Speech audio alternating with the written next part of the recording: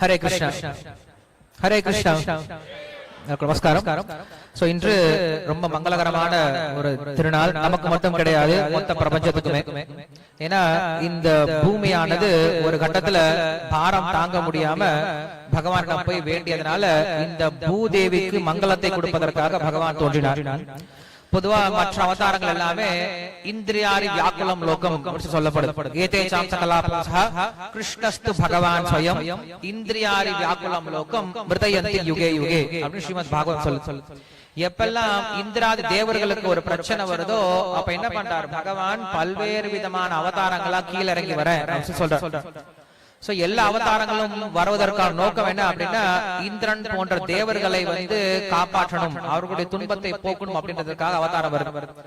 ஆனா கிருஷ்ண அவதாரம் மட்டும் தேவர்களுக்காக இல்லாம மனிதர்களுக்கான அவதாரம். அதனாலதான் இந்த கிருஷ்ண அவதாரம் அப்படிங்கிறது ரொம்ப சிறப்பான அவதாரம், மனிதர்களுக்கு உண்டான அவதாரம் சொல்லப்படுது. அப்படி இந்த கிருஷ்ண அவதாரம் அப்படிங்கிறது இந்த பூமிக்கு மட்டும் கிடையாது, இந்த பூலோகவாசிகள் எல்லாருக்கும் நன்மை பயக்கக்கூடிய அவதாரமா இருக்கிறதுனால இன்னைக்கு நம்ம இந்த கிருஷ்ண ஜெயந்தி இன்னும் கொண்டாடிட்டு இருக்கோம். கிருஷ்ணர் சுமார் 5100 வருடங்களுக்கு முன்னாடி இந்த பூ உலகத்துல தோன்றினார். 5000 வருஷத்துக்கு முன்னாடி தோன்றிய ஒரு நபரை நம்ம ஏன் இதுவரைக்கும் கொண்டாடிட்டு இருக்கோம் அப்படிங்கறத முதல்ல வரக்கூடிய சந்தேகம். பொதுவா இன்னைக்கு இந்தியால இருக்கிறதுனால நம்மளுக்கு ஓரளவு கலாச்சாரம் இருக்கு. அதனால என்ன பண்றோம்? கிருஷ்ண ஜெயந்தி அப்படின்னா கிருஷ்ணர் தோன்றிய நாள் கொண்டாடணும். ஏன் கொண்டாடணும்? எங்க அப்பா அம்மா சொல்லி கொடுத்திருக்காங்க, நான் செய்யணும் இல்லையா? அதற்காக நம்ம என்ன பண்றோம் அப்படின்னா நம்முடைய ஐதீகமா என்ன பண்ணிட்டு இருக்கோம்? கடைபிடிச்சிட்டு இருக்கோம். ஐதீகம் அப்படின்னா நம்ம பெரியவங்க பண்ணாங்க, நான் அதை பண்ணிட்டு இருக்கேன், அவ்வளவுதான். பெரியவங்க பண்ணாங்கன்னா பண்ணணும். அது நல்லதா கெட்டதா எனக்கு அது முக்கியம் கிடையாது. அவங்க பண்றாங்க, நான் பண்றேன், அவ்வளவுதான் விஷயம். ஈகோ வருது, சவுண்ட். அப்படி சவுண்ட் ஈகோ வருது. அப்படி நம்ம என்ன பண்ணிட்டு இருந்தோம்? அது மாதிரி பழக்கப்பட்டோம். பெரியவங்க செஞ்சாங்கன்னா நாமளும் செய்யணும் அப்படின்ற ஒரு பழக்கத்துல இருந்துட்டு இருந்தோம். ஆனா இன்னைக்கு அந்த பழக்கம் கொஞ்சம் கொஞ்சமா மாறிட்டு இருக்கு. என்ன பழக்கம் மாறிட்டு இருக்கு அப்படின்னா பெரியவங்க செய்யறத செய்யவே கூடாது அப்படின்னு. எதெல்லாம் பெரியவங்க செய்யறாங்களோ அதை அப்படியே விட்டுட்டு அவங்க செய்யாத புதிய விஷயத்த என்ன பண்ணும்? எல்லாரும் பண்ணணும் அப்படின்ற ஒரு பழக்கத்தை வந்துட்டு இருக்கு. குறிப்பா எதை செஞ்சாலும் கேள்வி கேட்டு செய்யணும் அப்படின்ற ஒரு பழக்கம் வந்துட்டு இருக்கு. ஏன் செய்யணும் அப்படின்ற கேள்வி கேட்டு செய்யணும் அப்படின்னு சொல்லிட்டு இது ஆன்மீகத்துக்கு மட்டும் பொருத்தமானது. பௌதிக விஷயத்துல நம்ம யாரும் யோசிக்கிறதே கிடையாது. ஒரு ஹீரோ திடீர்னு ஒரு 50 பேர் அடிச்சான்னா நம்ம என்ன பண்றோம்? அவங்களுக்கு ஹீரோன்னு சொல்லிட்டு பால் குடம்லாம் ஊத்தி அவரை பெரிய ஆளா ஆத்திடுறோம். அதுல நம்ம கேள்வி எல்லாம் கேட்கறது கிடையாது. அங்க நம்ம லாஜிக் எல்லாம் பாக்குறது கிடையாது. இது எப்படி சாத்தியம் அப்படின்ற கேள்வி எல்லாம் கேட்கறது கிடையாது.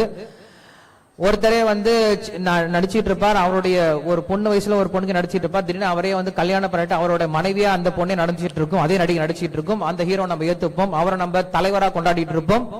அதுல நம்ம லாஜிக் எல்லாம் பாக்குறது கிடையாது. பட் கடவுள் ஆன்மீகம் அப்படின்னு சொன்னா உடனே என்ன பண்றோம்? கேள்வி கேட்க ஆரம்பிச்சோம், ஏன் எதற்கு அப்படின்னு சொல்லிட்டு. அப்ப நம்ம இந்த லீலை, இந்த கிருஷ்ண அவதாரம் அப்படிங்கிற நோக்கம் என்ன, இந்த அவதாரம் அப்படின்னா என்ன, இந்த அவதாரத்தை நாம் ஏன் கொண்டாடணும் அப்படின்ற விஷயத்த என்ன பண்ணும்? தெரிஞ்சுக்க முயற்சி பண்ணும். அப்படி இல்லைன்னா இந்த அவதாரங்கள், இந்த நல்ல நாட்கள், திருநாட்கள் எல்லாமே என்ன ஆகும் அப்படின்னா போக போக இருக்கக்கூடிய மக்களுக்கு, இன்னைக்கு வரக்கூடிய சந்ததிகளுக்கு ஏதோ இன்னொரு ஹாலிடே அப்படின்ற மாதிரி ஆகி போயிடுமே தவிர இதனுடைய மகத்துவம் தெரியாம போயிடும். சரி, கிருஷ்ண அவதாரத்தை நம்ம ஏன் கொண்டாடுறோம் அப்படின்ட்டு தெரிஞ்சுக்க முயற்சி பண்ணலாம். கிருஷ்ணர் 5000 வருடத்துக்கு முன்னாடி தோன்றினார். தோன்றும் பொழுது அங்க கிருஷ்ண அவதாரத்துடைய நோக்கம் என்ன, இவர் எதற்காக தோன்றுகிறார் அப்படின்ற ஒரு கேள்வி உள்ளது. எதற்காக வரார் அப்படின்னு சொல்லிட்டு குந்தி மகாராணி அதுக்கு பதில் சொல்றாங்க. கிருஷ்ணர் அவதாரத்துடைய நோக்கம் என்ன அப்படின்னு சொல்லி கேட்கும் பொழுது அவர் மிக உயர்ந்த பகவான் கீழ் இறங்கி வரார் அப்படின்ட்டு ஒரு கூற்று சொல்லப்படுது. பகவான் ஸ்வயம் பகவான் நேரடியாக இறங்கி வரார் அப்படின்னு சொல்றாங்க. சரி, பகவானாக இருக்கட்டும், உயர்ந்தவராகவே இருக்கட்டும், எனக்கு என்ன பிரயோஜனம் இல்லையா? இன்னைக்கு மனுஷங்க அடுத்த கேட்கக்கூடிய கேள்வி என்ன அப்படின்னா எனக்கு என்ன பிரயோஜனம்? நீ எவ்வளவு பெரிய ஆளாக இருந்துட்டு போ இல்லையா? இப்ப உலகத்துல ரொம்ப பெரிய நபர் அப்படின்னா யார சொல்லலாம்? ரொம்ப பெரிய பணக்காரன் யார சொல்லலாம்? எலான் மஸ்க் இல்லையா? எலான் மஸ்க் ரொம்ப பெரிய ஆளா இருக்காரு அப்படின்னா நம்ம அவருக்காக விக்கிரகம் வச்சு வழிபாட பண்ணிட்டு இருக்கோம். எலான் மஸ்காய நமஹா, எலான் மஸ்வாய ஸ்வாஹா அப்படின்னா பண்ணிட்டு இருக்கோம். கண்டிப்பா யாரும் பண்றது கிடையாது. அவர் பெரிய ஆளா இருந்தா இருந்துட்டு போட்டும், எனக்கு என்ன இல்லையா? உலகத்திலேயே ரொம்ப வீரன் அப்படின்னு சொன்னா யார சொல்லலாம்? ரொம்ப பலம் பொருந்தியவர் அப்படின்னா மைக் டைக்ஸ் எல்லாம் எப்பயோ உங்க காலத்துல அது இல்லையா? இன்னைக்கு ஓகே ரொம்ப நல்ல பிளேயர் அப்படின்னா யார சொல்லலாம்? ஃபுட்பால் பிளேயர் ரொனால்டோ இல்லையா? ரொனால்டோ எவ்வளவு பெரிய ஆளா வேணா இருக்கலாம்.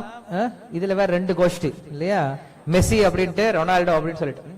சோ உலகத்துல எவ்வளவு பெரிய ஆளா வேணா இருக்கலாம். ஆனா நம்ம என்ன பண்றது கிடையாது. அவங்க யாரையுமே உட்காந்து பூஜை எல்லாம் பண்றது கிடையாது. அவங்களுக்கு பால் எல்லாம் ஊத்த அந்த முட்டாள்தான் நடந்துட்டு தான் இருக்கு இன்னைக்கு. இன்னைக்கு மக்கள் எதற்கெல்லாம் பால் குடம் பண்ணும், எதுக்கெல்லாம் அபிஷேகம் பண்ணும் தெரியாம பண்ணிட்டு இருக்காங்க. எனிவே சோ அப்படி இந்த உலகத்துல பார்த்தோம் அப்படின்னா நிறைய பெரிய நபர்களா இருக்காங்க, உயர்ந்த மனிதர்களா இருக்காங்க இல்லையா? அவங்க எல்லாத்தையும் நம்ம என்ன பண்றது கிடையாது, பெருசா வழிபடுறதுலாம் கிடையாது. சோ அப்படி இருக்கும்போது கிருஷ்ணர் உயர்ந்த நபராக இருக்கலாமே, அவரை நான் ஏன் வழிபடணும் அப்படின்ற கேள்வி வருது. சோ அந்த கேள்விக்கு அழகா பதில் சொல்றாங்க, குந்தி மகாராணி பதில் சொல்றாங்க. கிருஷ்ணருடைய அவதாரம் என்ன செஞ்சுட்டு போனது நமக்கு அப்படின்னா, கிருஷ்ணரை நாம் பகவானை அடைவதற்கான வழி அப்படின்ற ஒரு விஷயத்தை கொடுத்துட்டு போனதுனால நம்ம என்ன பண்றோம், கிருஷ்ண அவதாரத்தை வழிபாடு பண்றோம். மற்ற அவதாரங்கள்லாம் என்ன பண்ணது அப்படின்னா, வந்தார்கள், அவர்களுடைய லீலையை செஞ்சாங்க, கிளம்பி போயிட்டாங்க. வாமன அவதாரம் வந்தாரு, அவர் லீலையை பண்ணாரு, கிளம்பி போயிட்டாரு இல்லையா? நரசிம்மர் வந்தாரு, அவருடைய லீலையை பண்ணாரு, கிளம்பி போயிட்டாரு இல்லையா? சோ இப்படி ஒவ்வொரு அவதாரங்கள் என்ன பண்ணது அப்படின்னா, அவர்களுடைய லீலையை மட்டும் முடிச்சுட்டு அவங்க கிளம்பி போயிட்டே இருந்துட்டாங்க. ஆனா கிருஷ்ண அவதாரம் மட்டும் தான் என்ன பண்ணாரு தெரியுமா, நம்மளை பத்தி யோசிச்சார். அவர் லீலை எதுக்காக பண்ணார் அப்படின்னா, நாம் வாழக்கூடிய இந்த ஜீவாத்மாக்கள் எல்லாமே, இந்த உலகத்தில் இருக்கக்கூடிய ஜீவாத்மாக்கள் எல்லாமே அவரை பகவானை எவ்வாறு சென்றடைய வேண்டும் அப்படின்ற ஒரு வழி கொடுத்துட்டு போனது யார் அப்படின்னா கிருஷ்ணர் தான். சோ கிருஷ்ணன் நமக்கு கொடுத்த மிக முக்கியமான ஒரு பொருள் என்ன, மிக முக்கியமான ஒரு பொக்கிஷம் என்ன அப்படின்னா என்ன சொல்லலாம், பகவத்கீதை இல்லையா? சோ நாம் கிருஷ்ணரை வழிபடுவதற்கு இதை விட ஒரு சிறந்த காரணம் எதுவுமே கிடையாது. நாம் கிருஷ்ணரை இன்னைக்கு கொண்டாடுறோம், இன்னைக்கு ஒரு நாள் மட்டும் கிடையாது. இந்த இஸ்கான் இயக்கத்துல, ஹரே கிருஷ்ணா இயக்கத்துல தினசரி நாங்களுக்கு திருவிழா தான் இல்லையா? தினசரி நம்ம என்ன பண்றோம், கிருஷ்ணர் இப்படிதான் வழிபாடு பண்ணிட்டு இருக்கோம். புதுசா ஒன்னும் வழிபாடுலாம் கிடையாது. இன்னைக்கு கொஞ்சம் பூவெல்லாம் எக்ஸ்ட்ரா போட்டிருக்கோம், கொஞ்சம் தோரணெல்லாம் கட்டியிருக்கோம், கொஞ்சம் நிறைய ஆளுங்கெல்லாம் வந்திருக்கீங்களே தவிர வழிபாடு இப்படிதான் போயிட்டு இருக்கு. காலையில் 4:30 மணிக்கு வழிபாடுனா 4:30 மணிக்கு வழிபாடு, 8 மணிக்கு பகவானுக்கு நைவேத்தியம்னா 8 மணிக்கு, தினசரி 6 முறை நைவேத்தியம், 6 முறை ஆரத்தி. சோ ஆரத்தி, இந்த போல கீர்த்தனம் நடந்துட்டு இருக்கிறது, உபன்யாசம் நடந்துட்டு இருக்கிறது, தினசரி நடந்துட்டு இருக்கிற ஒரு விஷயம் தான். சோ கிருஷ்ணரை நம்ம தனியா இன்னைக்கு ஒரு நாள் வழிபடுறது கிடையாது, தினசரி வழிபடக்கூடிய விஷயம் தான். ஏன் கிருஷ்ணரை வழிபடுறோம் அப்படின்னா, ஒரு முக்கியமான காரணம் என்ன அப்படின்னா, கிருஷ்ணன் நமக்கு இந்த பகவத்கீதை அப்படின்ற மிக உயர்ந்த ஒரு சாஸ்திரத்தை கொடுத்திருக்கார். இந்த சாஸ்திரத்தினால ஒரு மனிதன் இந்த உலகத்துல எவ்வாறு சந்தோஷமா வாழ முடியும் அப்படின்ற வழியும் தெரிஞ்சுக்கலாம். அதே போல அந்த உலகத்தில் பகவானை அடைவதற்கான வழி என்ன அப்படிங்கிற விஷயத்தை என்ன பண்ணலாம், இந்த பகவத்கீதை அப்படின்ற சாஸ்திரத்தின் மூலம் தெரிஞ்சுக்கலாம். இந்த ஒரு காரணத்திற்காக நம்ம என்ன பண்ணலாம், அவரை எந்த சமயம் வேணா கொண்டாடலாம். சோ இப்படி கிருஷ்ணரை வழிபடுவதற்கு மிக முக்கியமான காரணம், நமக்கு என்ன காரணம் அப்படின்னா, கிருஷ்ணன் நமக்கெல்லாம் மிகப்பெரிய வழிகாட்டியா இருக்கார், பகவானை அடைவதற்கான ஞானத்தை கொடுத்திருக்கார். பகவத்கீதை அப்படின்ற ஒரு கிரந்தமே இல்லை அப்படின்னா ஆன்மீகம்னா நம்மளுக்கு என்னன்னே தெரியாது. இன்னைக்கு பொதுவா மக்களுக்கு ஆன்மீகம் அப்படின்னு என்ன நினைச்சிட்டு இருக்கோம், கோயிலுக்கு வர்றது, பகவானுக்கு இப்படி ஃபிளைங் கிஸ் கொடுத்துட்டு பகவான் முன்னாடி கொஞ்சம் நின்றுட்டு சுத்தி பார்த்துட்டு கிளம்பி போயிருந்து நினைச்சிட்டு இருக்கோம். பட் இதுக்கு பேர் ஆன்மீகம் கிடையாது. கிருஷ்ணர் பகவத்கீதையில் நம்மளுக்கு ஆன்மீகம்னா என்ன அப்படிங்கிற விஷயத்த ஆரம்பத்துல சொல்லி கொடுக்கிறார். ஆத்மாவை உணர்ந்து இந்த ஆத்மாவானது அந்த பரமாத்மாவிற்கு சொந்தமானது, இந்த ஆத்மாவானது பரமாத்மாவை சென்றடைவதே உண்மையான ஆன்மீகத்துடைய நோக்கம் அப்படிங்கிற விஷயத்தை என்ன பண்றார், கிருஷ்ணர் பகவத்கீதையில சொல்லி கொடுக்கிறார்.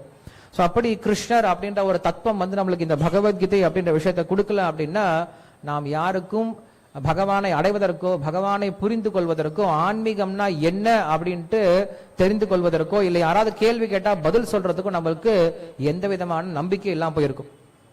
சோ அப்படி கிருஷ்ண அவதாரத்துடைய நோக்கம் அப்படிங்கறத நம்ம இந்த பகவத்கீதை அப்படின்ற உயர்ந்த சாஸ்திரத்தினால புரிஞ்சுக்கிறோம். சரி, இந்த அவதாரத்தை பத்தி நம்ம என்ன பண்ணலாம், கிருஷ்ண அவதாரத்தை பத்தி கொஞ்சம் தெரிஞ்சுக்க முயற்சி பண்ணலாம். அவதாரம் அப்படின்னா என்ன அப்படின்னா, அவதரதி இது அவதாரஹ, கீழே இறங்கி வருதல் அவதாரம் அப்படின்னு சொல்லப்படுது. கிருஷ்ணர் மேல இருந்து என்ன பண்றார், கீழே இறங்கி வராராம். எப்பயும் அங்கே இருந்துட்டு இருக்கார். அப்ப என்ன பண்றாரு, அப்ப கொஞ்சம் கீழே இறங்கி வந்துட்டு போயிட்டு இருக்காராம். என்ன ஆகுது, ஒரு முறை ஸ்ரீவைகுண்டத்துல பகவானுக்கு தூபம் காட்டிட்டு இருக்காங்க, நிறைய புகை போட்டுட்டு இருக்காங்க. அதுக்கு முன்னாடி பகவான் அங்க இருக்கக்கூடிய பக்தர்கள் கிட்ட பேசிட்டு இருக்கார். எனக்கு ஒரு ஆசை இருக்குப்பா சொல்றார். உங்களுக்கு என்ன ஆசை ஒரு தீராத ஒரு ஆசை இருக்கு, ஒரு குறை இருக்கு. பகவான் நம்ம என்ன சொல்றோம், குறையொன்றும் இல்ல கோவிந்தான்னு சொல்லி சொல்றோம். ஆனா பகவான் சொல்ற எனக்கு ஒரு குறை இருக்கு, ஒரு கஷ்டம் இருக்கு மனசுல சொல்லி சொல்ற. என்ன கஷ்டம் இருக்கு?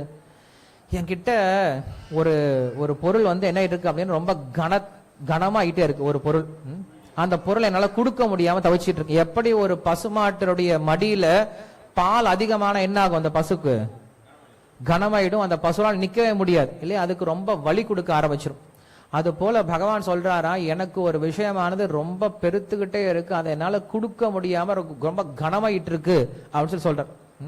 அப்படி என்னப்பா உனக்கு விஷயம் இருக்கு அப்படின்னு சொல்லி கேட்கும் பொழுது, பகவான் கிட்ட இருக்கிறதுலே மிக முக்கியமான ஒரு குணம் என்ன ஆயிட்டு இருக்கான், பகவான் கிட்ட வேஸ்ட் ஆயிட்டு இருக்கான். நீங்க என்ன நினைக்கிறீங்க, பகவான் கிட்ட இருக்கிறதுல ரொம்ப முக்கியமான குணம் என்ன நினைக்கிறீங்க?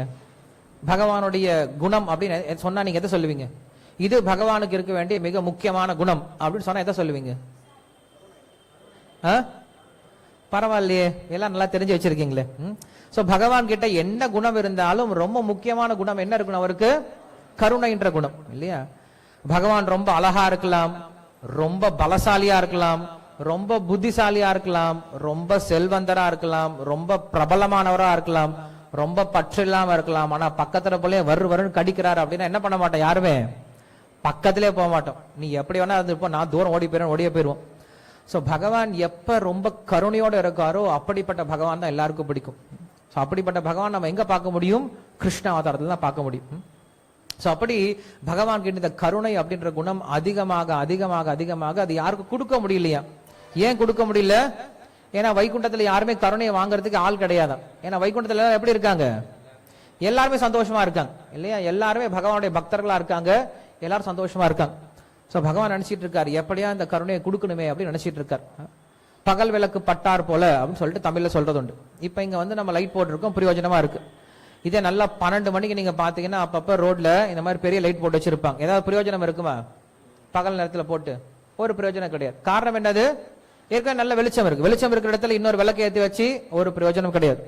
சோ அது போல பகவான் கிட்ட நிறைய இந்த கருணைன்ற குணம் வந்து வைகுண்ட லோகத்துல பிரயோஜனம் எல்லாம் போயிடுச்சா, என்ன பண்றதுன்னு தெரியாம ரொம்ப கஷ்டப்பட்டு இருக்காரு. சோ விளக்கு எங்க ஏத்தினா பிரயோஜனமா இருக்கும்? இருட்டான இடத்துல இல்லையா. அது போல கருணைக்கான இடமே இந்த உலகம் தானே, இங்க கொடுக்கலாம் அப்படின்னு நினைச்சிட்டு இருக்காரு. பகவான் பர்மிஷன் கேட்கிறார். ஏன்னா பகவான் வந்து பக்த பராதீன. பகவான் சொல்றாரு நான் பக்தனுடைய அடிமைன்னு சொல்லி சொல்றார். நம்ம என்ன சொல்றோம், நாம எல்லாம் பகவானுடைய அடிமைன்னு சொல்லி சொல்றோம். ஆனா பகவான் சொல்றார் நான் யாருடைய அடிமை? பக்த அகம் பக்த பராதீனஹா அப்படின்னு சொல்லி சொல்றார். பக்தனுக்கு ஒரு ஸ்பெஷலா ஒரு பேர் கொடுத்திருக்கார். நமக்கெல்லாம் ஒரு பேர் இருக்கு. நமக்கெல்லாம் என்ன பேரு? இப்ப நாம் யார் அப்படின்னு என்ன சொல்லுவோம்? ஆத்மா இல்லையா. நமக்கெல்லாம் கொடுத்த பேரு ஆத்மா. பகவானுக்கு பேரு பரமாத்மா இல்லையா. ஆனா பக்தனுடைய பேரு மகாத்மா இல்லையா. 3 விதமான ஆத்மாக்கள் இருக்கு இந்த உலகத்தில் இருக்கவங்க எல்லாம் ஆத்மாக்கள் இல்லையா. ஆத்மாவுக்குள்ளார இருக்கிறதுனால அவனுக்கு பேரு பரமாத்மா. ஏன்னா ஆத்மா செயல்படணும் அப்படின்னா யார் தேவை? பரமாத்மா தேவை. பரமாத்மா இல்லைன்னா ஆத்மாவால தனியா இயங்க முடியாது. எப்படி இந்த உடலுக்குள்ளார ஆத்மா இருக்கும் போதுதான் இந்த உடல் இயங்குதோ, இந்த உடலுக்குள்ள கண்டிப்பா என்ன இருக்கணும்? ஆத்மா இருக்கணும். ஆத்மா இருந்தாலும் இந்த உடம்பு என்ன ஆகும்? செயல்படும். அது போல இந்த ஆத்மாவுக்குள்ளார ஒரு ஆத்மா, அது யாருன்னா பரமாத்மா. ஏன்னா ஆத்மாவே ரொம்ப சின்னதா இருக்குமா. அந்த ஆத்மாவுக்குள்ள ஒருத்தர் உட்கார்ந்து இருக்குன்னா அவர் எவ்வளவு பெரிய ஆளா இருக்கணும் இல்லையா. எவ்வளவு சின்ன ஆளா இருக்கணும். ஆக்சுவலா எவ்வளவு சின்ன ஆளா இருக்குன்றதுனால எவ்வளவு பெரிய ஆளு இல்லையா. அவ்வளவு சின்ன ஆளா இருந்துட்டு பெரிய ஆளாவே இருக்கார். அனோரணியாம் மகதோ மகியாம் சாஸ்திரம் சொல்லுது. பகவானுடைய குணம் எப்படிப்பட்டது அப்படின்னா, பகவானுடைய முக்கியமான குணம் என்ன அப்படின்னா, ஒரு குணம் முரண்பாடான குணம். பகவானுடைய குணமே ரொம்ப முரண்பாடா இருக்கும். ரொம்ப பெரியவரா இருப்பாரு, ரொம்ப சின்னவரா மாறிப்பாரு. ரொம்ப பெரியவரா எவ்வளவு பெரியவரா அப்படின்னா, மொத்த உலகத்தையும் வயிற்றுல போட்டு குடிச்சிட்டு மொத்த உலகத்தை என்ன பண்றாரு? வயிற்றுல போட்டு குடிச்சிடார். அவ்வளவு பெரிய நபர் என்ன பண்றாரா, திடீர்னு பார்த்தா ஒரு சின்ன ஆலமரத்து இலை, அந்த இலைக்கு மேல அவர் படுத்துட்டு என்ன பண்றாரு, தன்னுடைய கால் கட்டவர்லயே எடுத்து வாயில வச்சுட்டு டேஸ்ட் பார்த்துட்டு இருக்காரு. இதை மார்க்கண்டேய ரிஷி பாக்குறாரு. அடேங்கப்பா, ஒரு உலகத்தையே வயிற்றுல வச்சுட்டு இருக்குன்னா அது எவ்வளவு பெரிய வயிறா இருக்கணும் இல்லையா.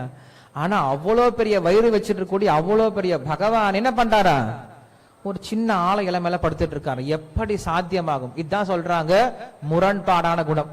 ஒரே சமயத்துல ரெண்டு குணத்தை என்ன பண்ண முடியும்? பகவானால காட்ட முடியும். ரொம்ப பெரியவராகவும் இருக்க முடியும், ரொம்ப சின்னவராகவும் இருக்க முடியும்.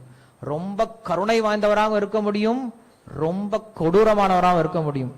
ஒருவனுக்கு வாழ்க்கையை கொடுக்கவராகவும் இருக்க முடியும், வாழ்க்கையை எடுத்தவராகவும் இருக்க முடியும். பகவான் கடாட்சம் பார்த்தா போதுமா, கண்ணால பார்த்தா உயிர் வந்துடுமா? இதே பீஷ்மர் சொல்றாரு, பீஷ்ம ஸ்துதியில மகாபாரதத்துல பகவான் வந்து கௌரவர்களை பார்க்கறாரா, கண்ணாலே என்ன பண்றாரு? எல்லாத்தையுமே சாகடிச்சிட்டாரு. ஆயுர் ஹரணம் அப்படின்னு சொல்றாரு. கண்ணால ஒரு பார்வை பார்த்தான் பாரு அவன். பீஷ்மர் சொல்றாரு, பார்த்தவர் சொல்றாரு, அன்னைக்கு கண்ணால பார்த்தான் பாரு, எங்களை எல்லாத்தையும் என்ன பண்ணிட்டான்? பார்த்து கொண்டுட்டான். ஒரு சில சொல்லுவாங்கல்ல, பார்வையிலே கொண்டுட்டான்னு சொல்லி சொல்லுவாங்க. அது போல என்ன பண்ணார்? பகவான் பார்வையிலே கொண்டுட்டார். இப்படி பகவானுக்கு இந்த முரண்பாடான குணங்கள் அப்படிங்கிறது ரொம்ப அழகு. நமக்கெல்லாம் இது இருக்காது. ரொம்ப பெரியவராகவும் ரொம்ப சின்னவராக இருக்க மாட்டார். நான் இந்த விஷயத்தை ஏன் சொல்லிட்டு இருந்தேன்? இப்ப உங்களுக்கு கண்டினியூஷன் எங்க இருந்து வருது?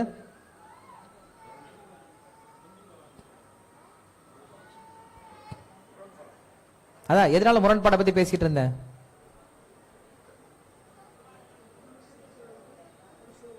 எனக்கு தெரியுது நீங்க எல்லாரும் ரொம்ப டயர்டா இருப்பீங்க இல்லையா?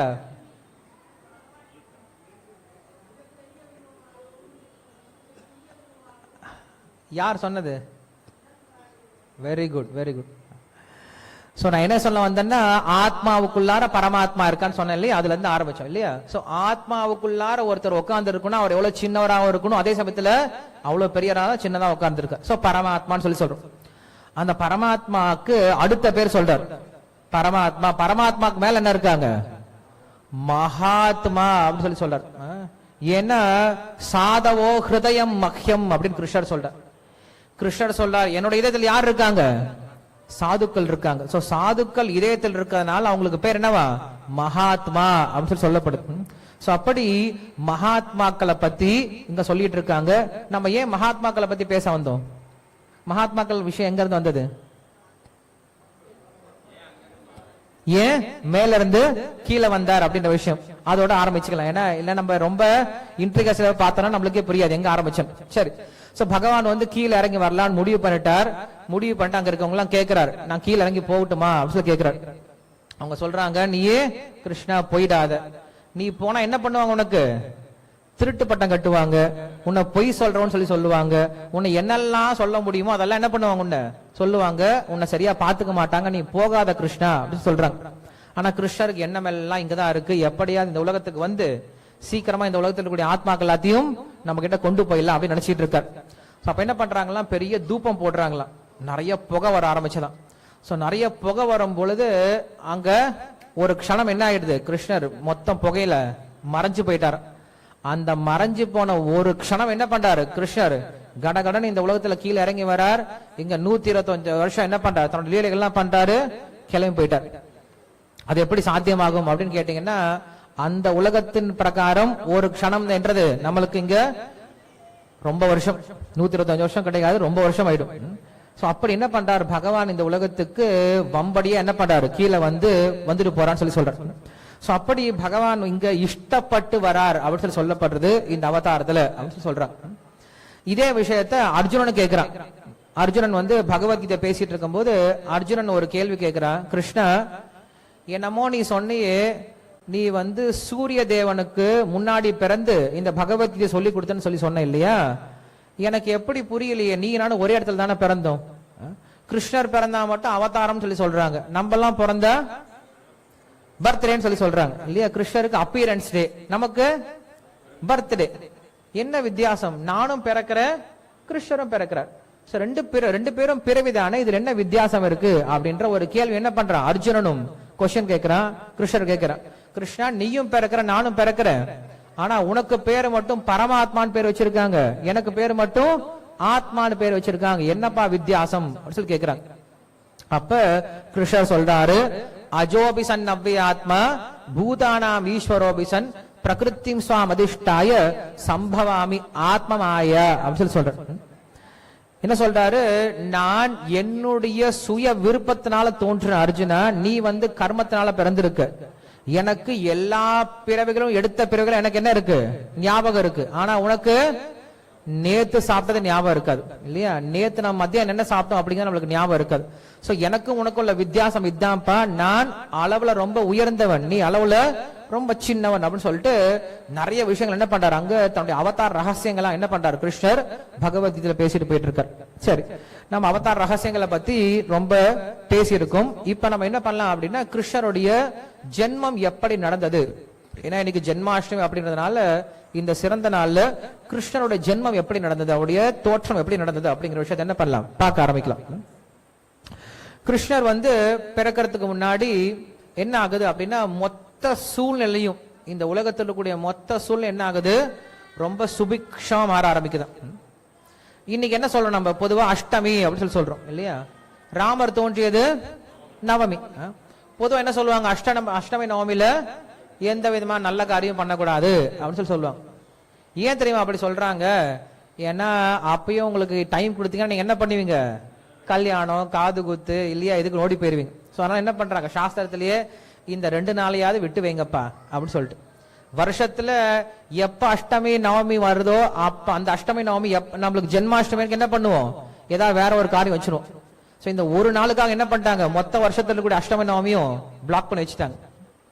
சோ அதனால இந்த அஷ்டமி நவமி அப்படிங்கிறது நம்ம நினைச்சிட்டு இருக்கோம் ரொம்ப அமங்கலம் அப்படின்னு நினைச்சிட்டு இருக்கோம். பட் கிருஷ்ணருக்காக என்ன பண்றாங்க, இந்த அஷ்டமி நவமியை ஒதுக்கி வச்சிருக்காங்க. சோ இந்த அஷ்டமி தீதியில் என்ன பண்றார், பகவான் தோன்றுகிறார் அப்படின்னு சொல்லப்படுது. சோ அஷ்டமி தீதி காலம் எப்ப தோன்றுறார், இது வருஷா காலம் இல்லையா? இது பொதுவா மழை காலம் சொல்லும். மழை இல்ல இங்க நம்ம சவுத் இந்தியால மழை இல்ல, பட் பொதுவா இது மழை காலம். அந்த மழை காலத்துல என்ன ஆகுது அப்படின்னா, கிருஷ்ணர் தோன்றினார் அப்படின்னு சொல்லும் போது வசந்த காலம் மாறிடுச்சான். மழை காலம் நின்று போய் வசந்த காலம் வந்துடுச்சான். அதே சமயத்துல இரவு நேரத்துல என்ன பண்றார், பகவான் தோன்றுகிறார். நைட்டு 12 மணிக்கு தோன்றுறார். ஆனா நைட்டு 12 மணிக்கு பகவான் தோன்றக்கூடிய அந்த சமயத்துல அங்க இருக்கக்கூடிய தாமரைகள் என்ன ஆயிடுச்சான், மலர்ந்து இருக்கான். பொதுவா தாமரையில எப்ப மலரும், சூரியன் இருக்கும் போது மலரும். ஆனா கிருஷ்ணர் தோன்றுகிறார் அப்படின்றதுனால என்ன ஆயிடுது, தாமரை எல்லாமே மலர்ந்து ரொம்ப பிரகாசமா விகசித்து காணப்படுது. அதே போல இது துவாபர யுகமா இருந்தாலுமே கூட சத்தியயுகத்தினுடைய ஒரு சூழ்நிலை என்னப்படுது இந்த உலகத்துல ஏற்பட ஆரம்பிக்குது. ரொம்ப ரம்யமான ஜிலு ஜிலு ஜிலு ஜிலு என்ன ஆகுது, காற்று வீச தொடங்குது. எல்லா ரிஷிகள் எல்லா பக்தர்களுடைய இதயத்துல ஒரு விதமான அமைதி, ஒரு விதமான சந்தோஷம் என்ன ஆகுது, எல்லாருடைய இதயத்திலையும் தோன்ற ஆரம்பிக்குது. சோ இப்படிப்பட்ட சூழ்நிலை என்ன ஆகுது அப்படின்னா, ரொம்ப மெதுவா என்ன ஆகுது, தூறல் விழ ஆரம்பிக்குது. பெரிய மழை இல்லாம சாரல் ரொம்ப மெதுவா விழ ஆரம்பிக்குது. அந்த சாரலோட சேர்ந்து காற்று வீசும்போது எப்படி இருக்கு, அந்த காற்று ரொம்ப ஜிலு ஜிலு ஜிலு ஜிலுன்னு இருக்கான். இப்படிப்பட்ட சமயத்துல என்ன பண்றாங்க அப்படின்னா, பகவான் வசுதேவனுடைய இதயத்துல முதல்ல நுழையிறார். அந்த வசுதேவனுடைய இதயத்திலிருந்து என்ன பண்றார், தேவகியினுடைய இதயத்துக்கு மாற்றப்பட்டார் அப்படின்னு சொல்றார். சோ பகவான் நம்மை போல ஒரு ஆணும் பெண்ணும் இணைந்து என்ன பண்றது கிடையாது, தோன்றுவது கிடையாது. பகவான் தானாக தோன்றுகிறாரே தவிர பிறப்பது கிடையாது. சோ வசுதேவனுடைய இதயத்திலிருந்து தேவகியினுடைய இதயத்துக்கு மாற்றப்பட்டார். தேவகி அப்ப பார்த்தோம் அப்படின்னா ரொம்ப பிரகாசமாயிட்டாங்களாம். ஏன்னா மொத்த உலகமும் சேர்ந்தாலும், மொத்த சூரிய பகவான், ஒரு சூரியன் இருந்தாலே ரொம்ப பிரைட்டா இருப்பார் இல்லையா? கோட்டி சந்திர சூரியன், நிறைய சூரியர்கள் சேர்ந்தாங்கன்னா எவ்வளவு பிரகாசமா இருப்பாங்க. அப்படிப்பட்ட பிரகாசம் கூட பகவானுடைய பிரகாசத்துக்கு ஈடாக முடியாதுன்னு சொல்லும் போது, அந்த பகவான் என்ன பண்றாரு, இப்ப எங்க உட்கார்ந்துட்டு இருக்காரு, தேவகினுடைய கர்ப்பத்துல இருக்காரு. தேவகியுடைய கர்ப்பத்துக்கு பகவான் வந்துட்டான்னு தெரிஞ்ச உடனே அவங்க என்ன ஆயிட்டாங்க, ரொம்ப பிரகாசமா மாறிட்டாங்களாம். எல்லாரும் பார்த்து ஆச்சரியப்பட்டாங்களாம். கம்சன் பாக்குறான். பொதுவா தேவகி அப்பப்போ பார்த்துட்டு போவான், தங்கச்சி நல்லா இருக்கான்லாம் கிடையாது, குழந்தை பிறந்துருச்சா கொண்டலாமான்னு சொல்லிட்டு இல்லையா? சோ அப்பப்போ பார்த்துட்டு போயிட்டு இருக்கான். பார்த்துட்டு இப்ப தேவகிய பார்த்த உடனே அவனுக்கு பயம் வர ஆரம்பிச்சிருச்சு. தேவகிய பார்த்தா அவங்க முகத்துல கூடிய பிரகாசத்தை பார்த்து என்ன வந்துருச்சுன்னு நினைச்சான் அவன், என்னுடைய மரணம் வந்துடுச்சுன்னு நினைச்சான். ஓடியே போயிட்டான். அதுக்கப்புறம் திரும்பி வரவே இல்லை. தேவகிய பாக்குறதுக்கு அவனுக்கு தைரியமே இல்லையா. நைட்டெல்லாம் தூக்கமே இல்லை, பகல்லையும் தூக்கம் கிடையாது, பயந்துகிட்டே இருக்கான. அப்ப கேக்குறாங்க, இப்ப தேவகி குழந்தை பிறந்துடுச்சா, இல்ல. சரி, பிறந்த குழந்தைக்கு இன்னும் பேர் வச்சாங்களா? இல்ல. பிறந்த குழந்தை ஆனா பெண்ணா? இல்ல. குழந்தை இன்னும் வளர்ந்து வரவும் இல்ல. இன்னும் பிறக்காத குழந்தை மேலே அவனுக்கு என்ன வந்துருச்சு? பயம் வர ஆரம்பிச்சது. அப்படி கம்சனை போன்ற அசுரர்களுக்கு பயம் உண்டாக ஆரம்பிச்சது. பக்தருடைய இதயத்தில் என்ன ஆகுது? சந்தோஷம் வர ஆரம்பிச்சது. இதுதான் பகவான் வரும் பொழுது வரக்கூடிய மாற்றங்கள் அப்படின்னு சொல்றோம். ஒரே நரசிம்மர் தான். அந்த நரசிம்மர் ஹிரண்யகசிபுவை பார்க்கும்போது என்ன பண்றான்? பயந்து ஓடுறான். அதே ஹிரண்யகசிபு அதே நரசிம்மரை பிரகலாதன் என்ன பண்றான்? 5 வயசு பையன் போய் கையை கும்பிட்டு மாலை போட போறான். நரசிம்மர் பார்த்து ஆச்சரியப்படுற, அடே உனக்கு என்ன பார்த்தா பயமே இல்லையாடா அப்படின்னு கேட்கிறான். நரசிம்மர் கிட்ட பிரகலாத் சொல்ல, எனக்கு என்ன சுவாமி பயம், நான் உங்க மடியில ஏறி உட்காந்துக்கிறேன் அப்படின்னு சொல்லிட்டு என்ன பண்றான்? ஜங்குன்னு மேலே ஏறி உட்காந்துட்டான். ஏன்னா பக்தர்களுக்கு பயம் அப்படிங்கிறது கிடையாது. நமக்கு பயம் வருது அப்படின்னா என்ன காரணம்? ஸ்ரீமத் பாகவதம் சொல்லுது, நாம் எப்ப பகவானை பார்க்க முடியலையோ அப்பதான் பயம் வருதான். சரி, பகவானை நம்மளால ஏன் பார்க்க, பகவானை எப்படி பார்க்கறது அப்படின்னா, ஒருத்தன் கண்ணை மூடிட்டு என்ன பண்றான் அப்படின்னா, கண்ணை மூடிட்டு ஐயோ பாம்பு வருது பாம்பு வருது பாம்பு வருது பாம்பு வருது பயப்பட்டே இருக்கான். பக்கத்துல ஒருத்தன் வந்து என்ன பண்றான்? டப்புன்னு தலை அடிச்சு எந்திரா அப்படின்னா எந்திரிச்சு, பாம்பு இல்ல ஒண்ணு இல்ல கனவுடா அப்படின்னு நினைச்சிட்டான். அவனுடைய பயத்துக்கு காரணம் என்னது? கண்ணை மூடிட்டு கற்பனையான உலகத்துல வாழ்ந்ததுதான். கண்ணை திறந்து பார்த்த உடனே எங்க எங்க உட்காந்துட்டு இருக்கான்? அவன் கோயில உட்காந்துட்டு இருக்கான். உட்கார்ந்து இருக்கான்ல, எங்க உன் பேரை நான் பேரே மறந்து போச்சு, பூக்கள் சொல்லி சொல்லி பேரு வந்துருச்சு, ரகுநாத். ரகுநாத் நேத்துல இருந்து சேவை செஞ்சு ரொம்ப டயர்ட் ஆயிட்டான். என்ன பண்றான்? திடீர்னு அப்படியே கிளாஸ் கேட்டே தூங்கிட்டான். மெதுவா தூங்கிட்டான். தூங்கிட்டு இருக்கும்போது என்ன சொல்றான் அப்படின்னா, ஐயோ நாய் துரத்துது நாய் துரத்துது நாய் துரத்துது நாய் துரத்துன்னு பயந்துட்டே இருக்கான். பின்னாடி இருந்து அவன் ஃப்ரெண்ட் டப் பண்ணி எந்திரா அப்படின்னு எந்திரிச்சு, அடா சே நாய் இல்ல ஒண்ணு இல்ல, நான் கிருஷ்ண பல்ராம் கோயில இருக்கேன்டா, நாய் எங்கடா அப்படின்னு என்ன பண்றான்? அப்பதான் புரிஞ்சுக்கிறான் இல்லையா? அவனுடைய பயத்துக்கு காரணம் என்னது?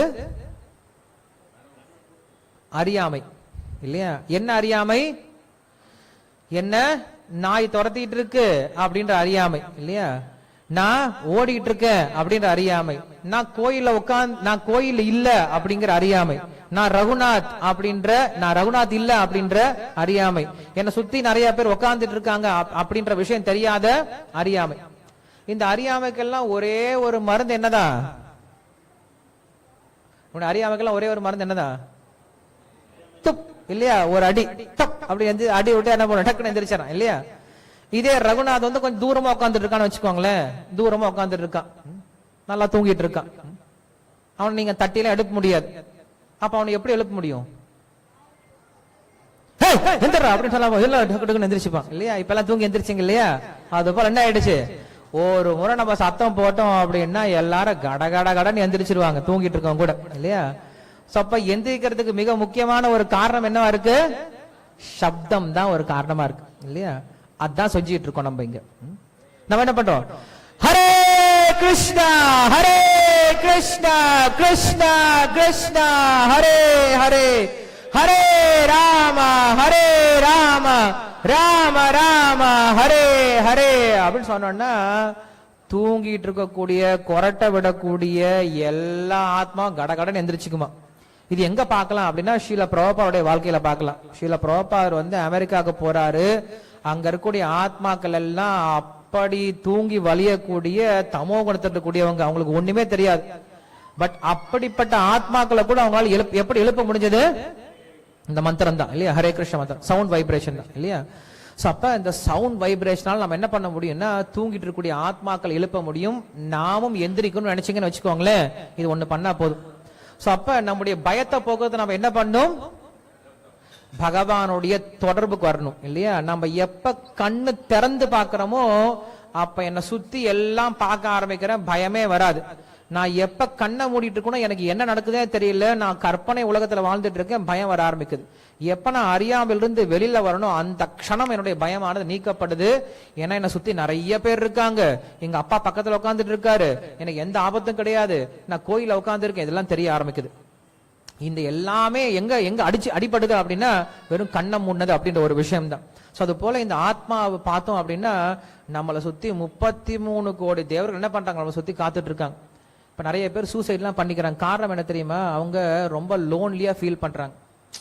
எனக்கு யாருமே கிடையாது, நான் தனியா இருக்கேன், இனிமேல எனக்கு இந்த வாழ்க்கை இருந்து என்ன பிரயோஜனம், வாழ்க்கையை வெறுத்துட்டேன், எனக்கு யாரும் உதவி செய்யறதுக்கு ஆள் கிடையாது, என்ன யாருக்கும் என்ன கண்டா யாருக்குமே பிடிக்கிறது கிடையாது, இனிமேல் இருந்து என்ன பிரயோஜனம் அப்படின்னு நினைக்கிறாங்க. சாஸ்திரம் சொல்லி கொடுக்குது, டே நீ தனியா இல்லடா, உன்னை சுத்தி 33 கோடி தேவர்கள் என்ன பண்றாங்க, பார்த்துக்கிட்டே இருக்காங்க. நீ கண்ணை சிமிட்டுற இல்லையா, இதுக்கு ஒரு தேவன் இருக்கான், நீ சுவாசிக்கக்கூடிய காற்றுக்கு ஒரு தேவன் இருக்கான், காதை கேட்கறதுக்கு அதுக்கு உதவி பண்றதுக்கு ஒரு தேவன் இருக்கான், நாக்குல உமிழ்நீர் வரணும் அதுக்கு ஒரு தேவன் இருக்கான், கீழே நீங்க கையை மடக்கணும் அப்படின்னா அதுக்கு ஒரு தேவன் இருக்கான், சாப்பிட்ட சாப்பாடை ஜீரணமாக்கணும் அதுக்கு ஒரு தேவன் இருக்கான், சாப்பிட்ட சாப்பாடை ஜீரணம் வெளில வரணும் அப்படின்னா அதுக்கு ஒரு தேவன் இருக்கான். உடம்ப முழுதும் பார்த்தோம் அப்படின்னா எல்லா விஷயங்களும் நடத்துறதுக்கு கண்டிப்பா என்ன தேவை, ஒரு தேவதையினுடைய உதவி தேவைப்படுது. அப்படி நீ நினைக்க ஆரம்பிச்சுன்னு வச்சுக்கோவே, உனக்கு என்ன வராது, தனிமையான இருக்கு அப்படின்ற பயமே வராது. நம்மளை சுத்தி இத்தனை தேவர்கள் இருக்காங்க, நம்மளுக்கு இவ்வளவு செஞ்சிட்டு இருக்காங்க, நாம் இத்தனை பேர் கூட உதவி வாங்கிட்டு நம்ம ஏன்டா சாகணும் அப்படின்னு நினைச்சு என்ன பண்ணலாம், ரொம்ப தைரியமா தன்னுடைய வேலையை பண்ணிட்டு இருக்கலாம். இது எல்லாத்துக்கும் மேல எல்லாரோட இதயத்தில் யார் இருக்காங்க, பரமாத்மா இருக்கார் இல்லையா. இந்த ஒரு பரமாத்மா என்னுடைய நண்பன் என்னைக்கு என் பக்கத்துல இருக்காண்டான்ற ஒரு தைரியம் வந்துச்சு அப்படின்னு அவன் என்ன பண்ண மாட்டான், தற்கொலையே பண்ணிக்க மாட்டான். இதான் நமக்கு சாஸ்திரம் சொல்லி கொடுக்குது. சோ அப்ப நாம என்ன புரிஞ்சுக்கணும் அப்படின்னா, இந்த ஒரு பயத்தை போக்குறதுக்கு நம்ம என்ன செய்யணும், நாம் தனி கிடையாதுங்க, நம்மை சுற்றி பகவான் என்னைக்குமே இருந்துட்டு இருக்கார், நமக்காக பகவான் என்னைக்குமே காத்துட்டு இருக்கார். நாம் செய்ய வேண்டிய விஷயம் ஒன்னே ஒண்ணுதான், என்ன பண்ணும், அவரை கூப்பிடணும், அவ்வளவுதான். கூப்பிட்டாதான் வருவார், இல்லைன்னா அவர் வரவே மாட்டார்.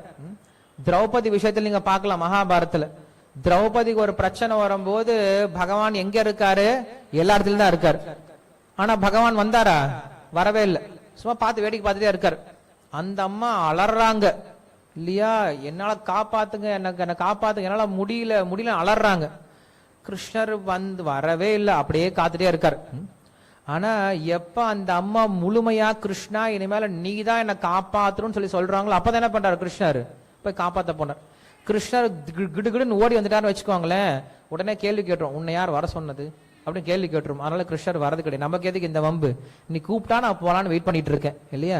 சோ அப்படி பகவான் நம்ம செய்ய வேண்டிய விஷயம் ஒன்னே ஒண்ணுதான், நம்ம அவரை கூப்பிட்டா போதும், அவர் வரத்துக்கு தயாரா இருக்கார். பகவான் எப்படிப்பட்டவர் அப்படின்னா, நீங்க கஷ்டம்னு கோயில்ல போய் ஒரு விஷயம் கேட்கறீங்க, பகவான் எனக்கு கஷ்டமா இருக்குன்னு சொல்லிட்டு, கிருஷ்ணர் உடனே என்ன பண்ண தெரியுமா, கீழே இறங்கி வா போலாம் அப்படின்னு சொல்லிட்டு கை பிடிச்சி வந்துடுவாங்க வீட்டுக்கு.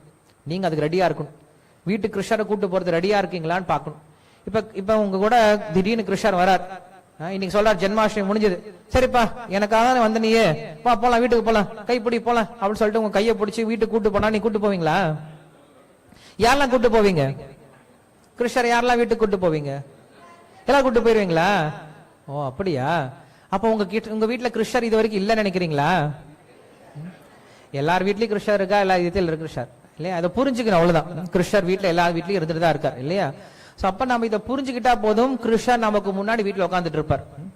நான் கிருஷ்ணா நீ என் வீட்டுக்கு வரணும் அப்படின்னு நினைக்கிறதுக்கு முன்னாடி என்ன பண்ணுவார், கிருஷ்ணர் நம்ம வீட்டுல போய் உட்காந்துட்டு இருப்பார் இல்லையா. சோ அப்படிப்பட்ட தெய்வம் தான் கிருஷ்ணர். சோ அப்படிப்பட்ட கிருஷ்ணர் என்ன பண்றார், இந்த உலகத்துல தோன்றுவதற்கு தயாராயிட்டார், தேவக்கினுடைய கர்ப்பத்திலிருந்து வெள்ளவ தயாராயிட்டார். இங்க சொல்றாரு, தேவக்கியாம் தேவ ரூபிண்யாம் விஷ்ணு சர்வ குஹாஷய ஆவிராசித் யதா பிராச்சிம் திஷுரிந்திவ புஷ்கலஹ அப்படின்னு சொல்லி சொல்றார். சோ பகவான் தேவக்கியாம் தேவ ரூபிண்யாம் அப்படின்னு சொல்லி சொல்றார். தேவக்கினுடைய உருவத்திலிருந்து தேவ ரூபத்தில் என்ன பண்றாரு பகவான் வெளியில வர, விஷ்ணு சர்வ குஹாஷயா அப்படின்னு சொல்லி சொல்றார். ஒரு குகையில இருக்கக்கூடிய ஒரு குகைக்குள்ளார எப்படி ஒளிஞ்சிட்டு இருக்கக்கூடிய சூரியனானது பிரகாசம் இல்லாம வெளியில வரும்போது என்ன ஆகும், பிரகாசம் அடையுமோ அது போல பகவான் உள்ள இருந்து என்ன பண்றார், வெளியில வரார், பிரகாசமா வெளியில வரார் அப்படின்னு சொல்லி சொல்றாரு. ஆவிராசித் அப்படின்னு சொல்லி சொல்றாங்க. ஆவிராசித் அப்படின்னா தோன்றினார், சட்டென்று பட்டுன்னு என்ன பண்ணார் பகவான் தோன்றினாரே தவிர கர்ப்பத்திலிருந்து கஷ்டப்பட்டு வெளியில வரல அப்படின்னு சொல்லி சொல்றாங்க. சோ பகவான் இங்க சொல்லும் போது என்ன சொல்ற அப்படின்னா, திஷி இந்துரிவ புஷ்கலஹா அப்படின்னு சொல்லி இந்து அப்படின்னா சந்திர பகவான சொல்றது, சந்திர தேவன சொல்றது.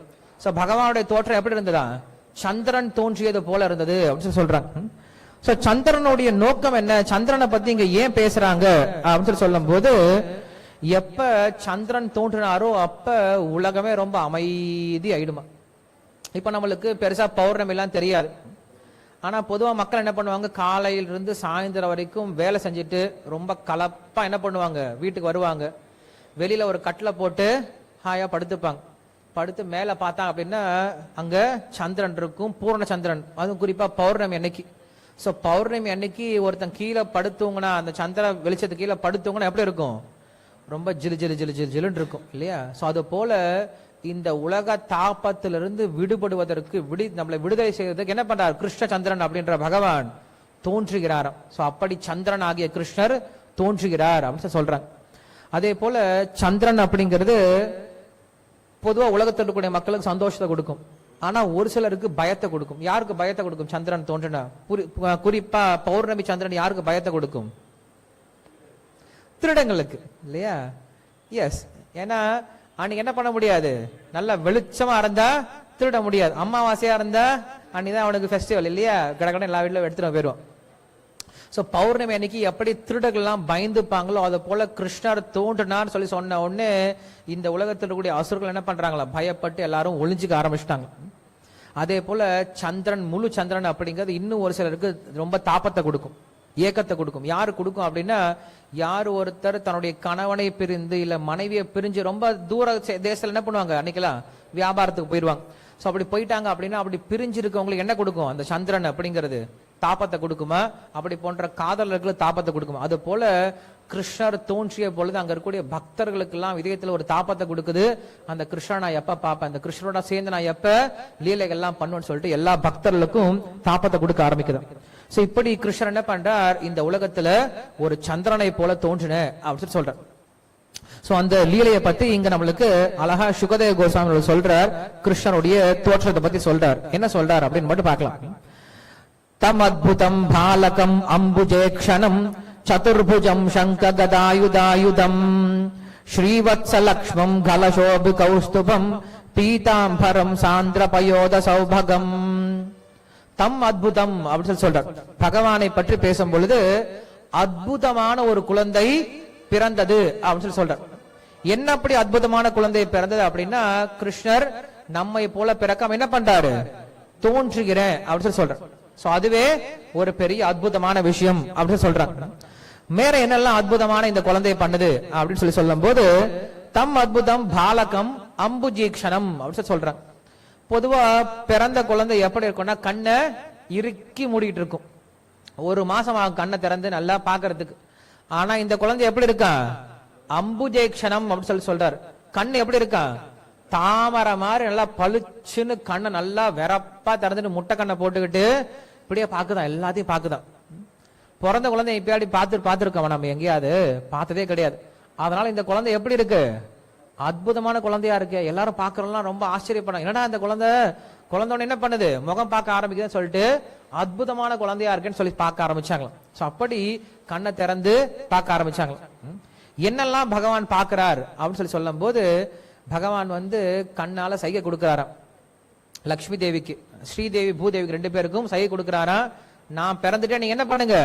அடுத்தடுத்து போய் இடத்துல பிறங்க. ருக்மிணியாவும் சத்யபாவும் பிறந்து என்ன பண்ணுங்க? என்னுடைய லீலைக்கு உதவி பண்றதுக்கு ரெடியாங்கன்னு சொல்லிட்டு என்ன பண்றாராம்? பிறக்கும் பொழுதே தன்னுடைய ஒய்ஃப் யாருன்னு என்ன பண்றாரு? பிக்ஸ் பண்ணிட்டு பிறக்கிறார். இந்த உலகத்துல பிறந்த குழந்தை எங்கேயாவது அப்படி பிறக்குமா? பிறக்கும் போதே கல்யாணத்தோட பிறக்குமா? அப்படிலாம் பிறக்காது. ஆனா இந்த குழந்தை என்ன பண்ணுது? பிறக்கும் பொழுதே தனக்கு ஒய்ஃப் யாரு அப்படின்ட்டு பிளான் பண்ணிட்டு பிறக்கிறதுனால இதுக்கு பேர் என்ன சொல்றாங்க? அற்புதமான குழந்தை அப்படின்னு சொல்றாங்க. தம் அத்புதம் பாலகம் அம்புஜேக்ஷணம் அப்படின்னு சொல்றாங்க. அதே போல குழந்தை எப்படி பிறக்குது அப்படின்னா, குழந்தை யூஸ்வலா 2 கை இருக்கும். ஆனா இந்த குழந்தைக்கு எப்படி இருக்கா? 4 கை வச்சுட்டு குழந்தை பிறந்திருக்கா. பகவானுக்கு பொதுவா 4 கை இருக்குன்னு சொல்லி சொல்றோம் இல்லையா? 4 கை எதை காட்டுது அப்படின்னா, பகவானுடைய 4 முக்கியமான ஒரு விஷயத்தை காட்டுது. என்னன்னது? தர்ம அர்த்த காம மோக்ஷம் அப்படின்னு சொல்லக்கூடிய இந்த 4 புருஷார்த்தங்களை இந்த உலகத்தில் கூடிய மக்களை கொடுப்பதற்காக என்ன பண்றாரு? பகவானுக்கு இந்த 4 கைகள் இருக்குன்னு சொல்லி சொல்லப்படுது. இப்படி 4 கைகளோட பகவான் என்ன பண்றார்? இந்த உலகத்துல தோன்றினார். சரி, கைகள் என்ன பண்ணிக்கொண்டு என்ன வச்சிருந்தார்? சும்மா வந்தார கையில அப்படின்னா கிடையாது. கையில என்ன வச்சிருக்காரு? சங்கு சக்கர கதாயுதம் வச்சிருக்காரு. அந்த காலத்துல குழந்தைகள்லாம் என்ன கொடுக்கணும்? அதுக்கு கிளிகிளிப்பாலாம் கொடுக்கணும். இந்த குழந்தைக்கு அதெல்லாம் தேவையே இல்லையா? இந்த குழந்தை என்ன பண்ணுது? பிறக்கும் போதே விளையாட்டு சாமான் அதே கொண்டு வந்துருச்சான். இந்த குழந்தை யாரும் எதிர்பார்த்தெல்லாம் வரது கிடையாது. நீங்க எதுவும் கொடுக்க மாட்டீங்க, கொடுக்கறது லேட் ஆகும். நான் ஒண்ணு கேட்டா இது ஒண்ணு கொடுத்துட்டு இருக்கும் இல்லையா? அந்த குழந்தை அழுதுட்டு இருக்கும். நம்ம குழந்தை பசியா இருந்தா அழுதுன்னு சொல்லிட்டு பால் பாட்டில் கபக்குன்னு வாயில வச்சிருவாங்க. அந்த குழந்தை கேக்குது, ஏய் பின்னாடி அரிக்குது, எனக்கு பின்னாடி என்ன கொசு கடிச்சிட்டு இருக்கு, எடுத்து அதை பாரடின்னு சொன்னா என்ன பண்ணாது, அந்த அம்மாக்கு அது புரியவே புரியாது. வாயில போட்டு பாலை துணி சாப்பிடுன்னு சொல்லி வாயில வச்சுக்கும். அம்மாக்கெல்லாம் ஒன்றும் புரியாது. அதே போலதான் கிருஷ்ணன் பாக்குறாரு, இந்த உலகத்துல என்னை யாரும் புரிஞ்சுக்கிறவங்க யாரும் கிடையாது, எனக்கு சேவைய நானே பண்ணிக்கிட்டாதான் உண்டு. என்ன பண்ணாரு பகவானே, அவருக்கு வேலையெல்லாம் அவரே பண்ணிப்பார். ரொம்ப செல்ஃப் சஃபிஷியண்டா இருப்பார், நம்மள எதிர்பார்க்கறதே கிடையாது. வேணா கொடுத்தா வாங்கிப்பாரே தவிர ஒன்னும் எதிர்பார்க்க மாட்டார். ஆத்மராமான்னு சொல்லி சொல்றோம் இல்லையா? சோ பகவான் என்ன பண்றாரு, கையில விளையாட சாமான் கொண்டு வந்துட்டாரு. சங்கு சக்கர கதாயுதம் அப்படின்னு சொல்லி சொல்றான். அதுவும் ஆயுதம்லாம் எப்படி இருக்கா, தூக்கிட்டு வந்து பிறந்திருக்காரு. கதாயுதம் கீழே கூட கிடையாது, தூக்கிட்டு வந்துட்டு இருக்காரு. ஏன் அப்படின்னா ரெடியா இருக்காராம். இப்ப கம்சா வந்தா கூட என்ன பண்ணுவேன், நானு அடிச்சு ரெடியா இருப்பேன். நான் சின்ன பையன் நினைச்சுக்காதீங்க, பிறந்த உடனே என்ன பண்ணிடுவேன், நானு சண்டை போட தயாரா இருக்கேன்னு சொல்லிட்டு கையில தூக்குன ஆயுதத்தோட என்ன பண்ணிருக்காரா பகவான். பிறந்தனால அவருக்கு பேரு அத்புதம் பாலகம் அம்புஜீக்ஷணம் அப்படின்னு சொல்லி சொல்றான். சதுர்புஜம் சங்க கதாயுதாயுதம். பொதுவா ஆயுதங்களை பார்த்தா நம்மளுக்கு என்ன வரும், பயந்தா வரும் இல்லையா? யாராவது அருவாள் தூக்கிட்டு வந்தாங்கன்னா பயந்தா வரும். ஆனா கிருஷ்ணருக்கு மட்டும் பாத்தீங்கன்னு பாருங்களேன், ஆயுதத்துக்கு என்ன பண்ணுவாங்க, அதுக்கு ஒரு கவச்சத்தை வச்சு செஞ்சு போட்டு வச்சிருவாங்க. நீங்க பாத்தீங்கன்னா நாராயணனுக்கு சங்கு சக்கரம் எல்லாம் இருக்கும். சக்கரத்துக்கு என்ன பண்ணுவாங்க, அது ஒரு கவசம், ஒரு வெள்ளி கவசம் எல்லாம் போட்டு அதுக்கு மேல வச்சு அது அழகு பார்க்க ஆரம்பிச்சிருவாங்க. சோ கிருஷ்ணருக்கு பகவானுக்கு மட்டும்தான் ஆயுதங்கள்லாம் எப்படி இருக்கும், பாக்குறதுக்கு ரொம்ப அழகா இருக்கும். சோ அப்படி பகவான் என்ன பண்றாரு, ரொம்ப அழகான ஆயுதங்கள்லாம் கொண்டு வந்துட்டாரு. அதுக்கு மேல எப்படி இருக்காரு அப்படின்னா ஸ்ரீவத்ச லக்ஷ்மம் அப்படின்னு சொல்லி சொல்றாரு. சோ பகவானுக்கு பிறக்கும் பொழுதே மார்பிள் என்ன இருக்கு, ஒரு வடு இருக்கா. எங்கேயாவது குழந்தைங்க விளாண்டு கீழே விழுந்து காயமாகி வடுவாகும். ஆனா இந்த குழந்தை என்ன ஆகும், பிறக்கும் பொழுதே மச்சத்தோட பிறந்திருக்கான். சொல்றாங்க ஸ்ரீவத்ச லட்சம் கலசோப கௌஸ்துபம். அது மட்டும் இல்லாம பிறந்த குழந்தை சாதாரணமா பிறக்கலையா, என்ன ஆகுது, காதுல பெரிய குண்டலம் போட்டுட்டு இருக்கான், கழுத்துல நல்லா கௌஸ்துபம் அப்படின்ற ஹாரம் போட்டுட்டு இருக்கான், இடுப்புல ஒரு ஒட்டியானம், கைகள்ல வளையல், இங்க அங்கி, அதுக்கு மேல கால் தண்டை, அப்புறம் சலங்கை, இதுக்கு மேல நல்ல மஞ்சள் நிறத்துல பட்டு ஆடை, இதுக்கு மேல தலையில பார்த்தோம் அப்படின்னா நல்ல கிரீடம். இதெல்லாம் சர்வ ஆபரண பூஷணாக என்ன பண்றாரு பகவான் இந்த உலகத்துல பிறக்கிறாரு. ஏன் இவ்வளவு ஆபரணத்தோட இவ்வளவு அலங்காரத்தோட பகவான் பிறக்கிறாரு அப்படின்னா, ஏன்னா தேவகிக்கு ஒரு சில சமயம் கஷ்டமாயிடுமா. ஏன்னா கிருஷ்ணர் இப்ப என்ன பண்றாரு, பிறந்து ஊருக்கு போறார். சோ ஊருக்கு போனோடனே இந்த அம்மா கவலைப்பட்டே இருப்பாங்களாம். ஐயோ நம்ம குழந்தை பிறந்துச்சு, அந்த குழந்தைக்கு நம்ம நகை பாட்டு பார்க்க முடியலையே, ஒரு அரணாக்கயிறு கட்ட முடியலையே, ஒரு சின்ன தோடு போட முடியலையே, ஒரு காது குத்த முடியலையே, ஒரு கழுத்துக்கு ஒரு செயின் போட முடியலையே, காலுக்கு சின்னதா ஒரு சலங்கையை போட்டு நடக்கிறத பார்க்க முடியலையே அப்படின்னு சொல்லிட்டு என்ன பண்ணுவாங்களா, ரொம்ப வருத்தப்படுவாங்களாம். அந்த வருத்தத்தை போக்குறதுக்கு என்ன பண்றாரு, பிறக்கும் பொழுது அம்மா பாருமா எல்லாம் போட்டு வந்துட்டேன், இப்ப பாத்துக்கோ சந்தோஷமா உனக்கு அப்படின்னு என்ன பண்றாரு, எல்லாம் ஃபுல்லா அவருக்கு டெக்கரேஷன் எல்லாம் போட்டு காட்டிட்டு அதுக்கப்புறம் என்ன பண்றாரா, கிளம்புறாரு. அதனால அவருக்கு பேரு தம் அத்புதம் பாலகம் அப்படின்னு சொல்லி சொல்றோம். ரொம்ப அற்புதமான பாலகன் இங்க பிறந்திருக்காரு இல்லையா அப்படின்னு சொல்லி சொல்றேன். பீதாம்பரம் அப்படின்னு சொல்லி சொல்றாங்க. பகவான் பொதுவா மஞ்சள் நிற ஆடை உடுத்திட்டு இருக்கான்னு சொல்லி சொல்றாங்க. சோ மஞ்சள் நிறம் எதை குறிக்குது அப்படின்னா இந்த உலகத்தினுடைய விண்வெளியை குறிக்குது. சோ மொத்த உலகத்தை தன்னுடைய ஆடையா அணிஞ்சிட்டு இருக்கறதுனால அவருக்கு பேரு பீதாம்பரம் சொல்லி சொல்றோம். பகவான் ஏதோ மஞ்சள் நிற ஆடை அணிஞ்சிட்டு இருக்காருன்னா வெறும் மஞ்சள் நிற ஆடை அப்படிங்கிறது மட்டும் கிடையாது. இந்த உலகத்துல சூரியன் இருக்கக்கூடிய இடமெல்லாம் எப்படிதான் இருக்கும், நல்ல மஞ்சள் நிறமா இருக்கும். சோ இந்த உலகமே என்னதான் பகவானுக்கு ஒரு ஆடையை போன்றது. ஈஷாவாஸ்யம் இதம் சர்வம். வேதத்தினுடைய முதல் உபனிஷத்துன்னு சொல்லக்கூடிய ஈஷாவாசிய உபனிஷத்து நம்மளுக்கு இந்த ஒரு அர்த்தம் தான் சொல்லி கொடுக்குது. என்ன சொல்றாங்க, ஈஷா வாஸ்யம். வாஸ்யம் அப்படின்னு எதை குறிக்குது அப்படின்னா வஸ் அப்படின்ற தாத்துல இருந்து வருது. இந்த வஸ் அப்படின்ற தாத்துல இருந்து தான் வஸ்திரம் அப்படின்னு சொல்லி சொல்றோம். வஸ்திரம்னா என்னது, துணி இல்லையா? இப்ப இந்த துணி இருக்கு, இந்த வேஷ்டின்னு சொல்லி சொல்றோம் இல்லையா, வேஷ்டி வஸ்திரம் இதெல்லாம் வஸ் அப்படின்ற தாத்துல இருந்து வருது. இந்த வேஷ்டியை பார்த்தோம் அப்படின்னா இது எப்படி இருக்கு, இந்த உடம்ப சுத்திட்டு இருக்கு இல்லையா? இந்த வேஷ்டி இப்ப நின்னுட்டு இருக்க மாதிரி இருக்கு. ஆனா வேஷ்டி உண்மையில நின்னுட்டு இருக்கான்னு இங்க கிடையாது. வேஷ்டி ஏன் நின்னுட்டு இருக்கு, ஏன்னா உள்ள யார் இருக்காங்க, கால் இருக்கு இல்லையா? உள்ள கால் இருக்கனால வேஷ்டி வெளில என்ன இருக்கு, நின்னுட்டு இருக்கு. அது போல இந்த மொத்த பிரபஞ்சமும் நின்னுட்டு இருக்க மாதிரி இருக்கு. காரணம் என்னது, உள்ள யார் இருக்காங்க, பரமாத்மா இருக்கனால இந்த உலகம் நின்னுட்டு இருக்கு. பரமாத்மா எப்ப காலி பண்ணிட்டு போயிட்டாரோ இந்த வேஷ்டி எப்படி கீழே விழுந்துருமோ கால் இல்லாம, அது போல பரமாத்மா இல்லாத உலகம் கீழே விழுந்துரும் சொல்லி சொல்றாங்க. அதே போல வேஷ்டியோட இன்னொரு குணம் என்ன அப்படின்னா, வேஷ்டி என்னைக்கும் என்ன பண்ணாது, ப்ரொடெஸ்ட் பண்ணாது. ஏய் என்ன இப்படிதான் கட்டணும், நீ என்ன புதுசு புதுசா ஸ்டைல் கட்டிட்டு இருக்க, எனக்கு ராஜஸ்தானி ஸ்டைல் பிடிக்கல, எனக்கு குஜராத்தி ஸ்டைல் தான் பிடிச்சிருக்குன்னு சொல்ல பண்ணாது. வேஷ்டி அங்க வந்து போராட்டம் எல்லாம் பண்ணாது. நீ எப்படி சுத்தினாலும் என்ன பண்ணு, வேஷ்டி உன்னை சுத்திட்டு இருக்கும். அது போல இந்த ஆத்மா எப்படி இருக்கணும் அப்படின்னா, பகவானுக்கு என்னைக்குமே பாரதந்திரியமா இருக்கணும். பகவான் எப்படி நம்மை ஆட்டி வைக்கிறாரோ அப்படி மாறக்கூடியவனா இருக்கணும். இது வந்து ஆத்மாவோட இன்னொரு சபாவமான நிலை. இதை குறிக்கிறதா பீதாம்பரம் அப்படின்னு சொல்லி சொல்றோம். சோ பீதாம்பரம் அப்படிங்கிறது இந்த உலகத்தில் இருக்க எல்லாமே என்னதான், பகவானுடைய வேஷ்டியை போல அவருக்கு சொந்தமானது, அவர் இருக்கிறதுனால இந்த உலகமான இயங்கிட்டு இருக்கு அப்படின்னு காட்டுவதற்கு தான் பீதாம்பரம் அப்படின்ற உடைய நம்மளுக்கு சொல்றாங்களே தவிர மஞ்சள் நிறை அப்படிங்கிறது மட்டும் முக்கியமான அர்த்தம் கிடையாது. அதே போல பகவானுடைய ரூபம் எப்படி இருக்கும், அவருடைய கலர் எப்படி இருக்கும் அப்படின்னு சொல்லி சொல்லும் போது ரொம்ப கருநீளமா இருக்கும் அப்படின்னு சொல்லி சொல்றோம் இல்லையா. கருநீளம் அப்படிங்கிற நம்ம எங்க பார்ப்போம், பொதுவா மேகத்துல பார்ப்போம் இல்லையா. சோ மேகத்தை பார்க்கும்போது என்ன ஆகும் அப்படின்னா, ரொம்ப வெயில்ல வாடி வதங்கிறவங்களுக்கு அந்த மேகத்தை பார்த்தா என்ன கொடுக்கும், அவங்களுக்கு குளிர்ச்சியா ஒரு சந்தோஷத்தை கொடுக்கும். அது போல இந்த சம்சாரம் அப்படின்ற தாவத்துல இருக்கவங்களுக்கு இந்த பகவானுடைய ரூபத்தை பார்க்கும்போது என்ன ஆகும், உங்களுக்கு குளிர்ச்சியான ஒரு நம்பிக்கையை கொடுக்குமா. அதனால பகவானுடைய ரூபம் என்ன எப்படி சொல்லப்படுது, ஷியாம சுந்தரனா சொல்லப்படுது. இப்படி பகவானுடைய ஒவ்வொரு அசைவுக்கும் பின்னாடி என்ன இருக்கு, கண்டிப்பா ஒரு அர்த்தம் இருக்கு அப்படின்னு சொல்றாங்க. சோ இப்படியாக பகவான் என்ன பண்றாரு, இந்த உலகத்துல பிறந்துட்டாரு அப்படின்னு சொல்றாரு. சோ பகவான் பிறக்கும் பொழுது அவருடைய நெஞ்சில ஒரு வக்ஷஸ்தலம் இருக்குன்னு சொல்லி சொன்னா இல்லையா, ஒரு சின்ன ஒரு மச்சம் இருக்குன்னு சொல்லி சொன்னா இல்லையா. அந்த மச்சம் எதை குறிக்குது அப்படின்னா, மொத்த உலகத்தையும் குறிக்குது. இந்த மொத்த உருவாக்கப்பட்ட உலகம் எப்படிப்பட்டது அப்படின்னா, பகவானுடைய உடல், மொத்த உடல்ல மச்சம் எவ்வளவு பெருசு இருக்கும், ரொம்ப சின்னதா ஒட்டிட்டு இருக்கும். அது போல மொத்த உலகமும் பகவானுடைய மொத்த பிரபஞ்ச உலகமும் எப்படிப்பட்டதா, பகவானுக்கு ஒரு சின்ன மச்சத்தை போன்றது. இந்த உலகமே இவ்வளவு பெருசு இருக்கு. இப்ப யோசிச்சு பாருங்க, உங்களுக்கு ஒரு சின்ன உதாரணம் சொன்னா புரியும். மதுரை இருக்கு, மதுரை சென்ட்ரல் ஜெயில் எவ்வளவு பெருசு, மதுரையோடைய மேப் நீங்க எடுத்து பாத்தீங்கன்னா, அந்த மதுரை மேப்ல சென்ட்ரல் ஜெயில் எவ்வளவு பெருசு, ஒரு எவ்வளவு இடத்தை ஆக்குபை பண்ணும், சின்ன புள்ளி மாதிரி இருக்கும். அது போலதான் இந்த மொத்த பிரபஞ்சமும் சொல்லி சொல்றாங்க. மொத்த பிரபஞ்சம்னா என்னது, இப்ப நம்ம வாழ்றது ஒரு பூமி இல்லையா. மொத்தம் எத்தனை கிரகங்கள் இருக்கு, 9 கிரகங்கள் இருக்கு. இந்த 9 கிரகங்கள் சேர்ந்து நம்ம என்ன சொல்றோம், ஒரு சூரிய குடும்பம். எத்தனை சூரிய குடும்பம் இருக்கு,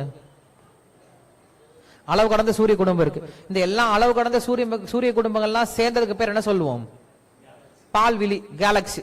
எத்தனை பால்விழி, எத்தனை கேலக்சிஸ் இருக்கு, அன்லிமிட்டெட் கேலக்சிஸ் இருக்கு இல்லையா. சோ இந்த எல்லா கேலக்சிஸும் சேர்ந்ததுதான் ஒரே ஒரு பிரபஞ்சம் பகவானுக்கு இல்லையா. சோ அப்ப இவ்வளவு பெரிய இடமும் பகவானுக்கு எப்படிப்பட்டதா, ஒரு சின்ன மச்சத்தை போன்றது அப்படின்னு சொல்லி சொல்றாங்க. சோ பகவான் அவ்வளவு உயர்ந்தவரா இருக்காரு. இந்த உலகத்தை காட்டிலும் பகவான் எவ்வளவு பெருசா இருக்காரு அப்ப நீங்க என்ன பண்ணலாம், கொஞ்சம் கற்பனை பண்ணி தெரிஞ்சுக்க முடியும். அவ்வளவு பெரியவரா இருக்கார். இப்ப இதுல முரண்பாடான விஷயம் சொல்லட்டுமா உங்களுக்கு. முரண்பாடான விஷயம் என்ன அப்படின்னா, இவ்வளவு பெரிய பகவான் இருக்காரு இல்லையா, அவருக்கு டைம் ஸ்பேஸ் எப்படி இருக்கும் கொஞ்சம் யோசிச்சு பாருங்க.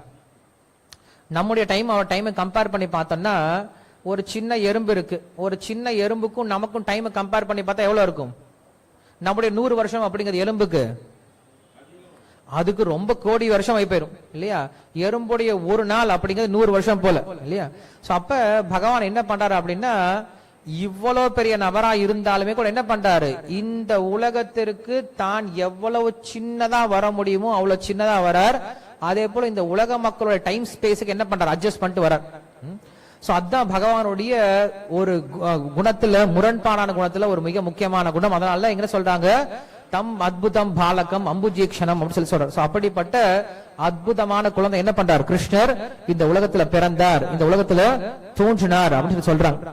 சோ அப்படிப்பட்ட கிருஷ்ணனுடைய தோற்றத்தை வந்து நம்ம இங்க ரொம்ப அழகா நம்மளுக்கு ஸ்ரீமத் பாகவத்துல சுகதேவ கோசாமி சொல்லி கொடுக்கிறார். சோ கிருஷ்ணர் தோன்றுவதற்கான காரணம் என்ன அப்படின்னு கேட்கும் போது நம்ம எல்லாருக்கும் இந்த ஸ்லோகம் தெரியும் இல்லையா. கிருஷ்ணர் எதுக்காக தோன்றினார், பரித்ராணாய சாதுனாம்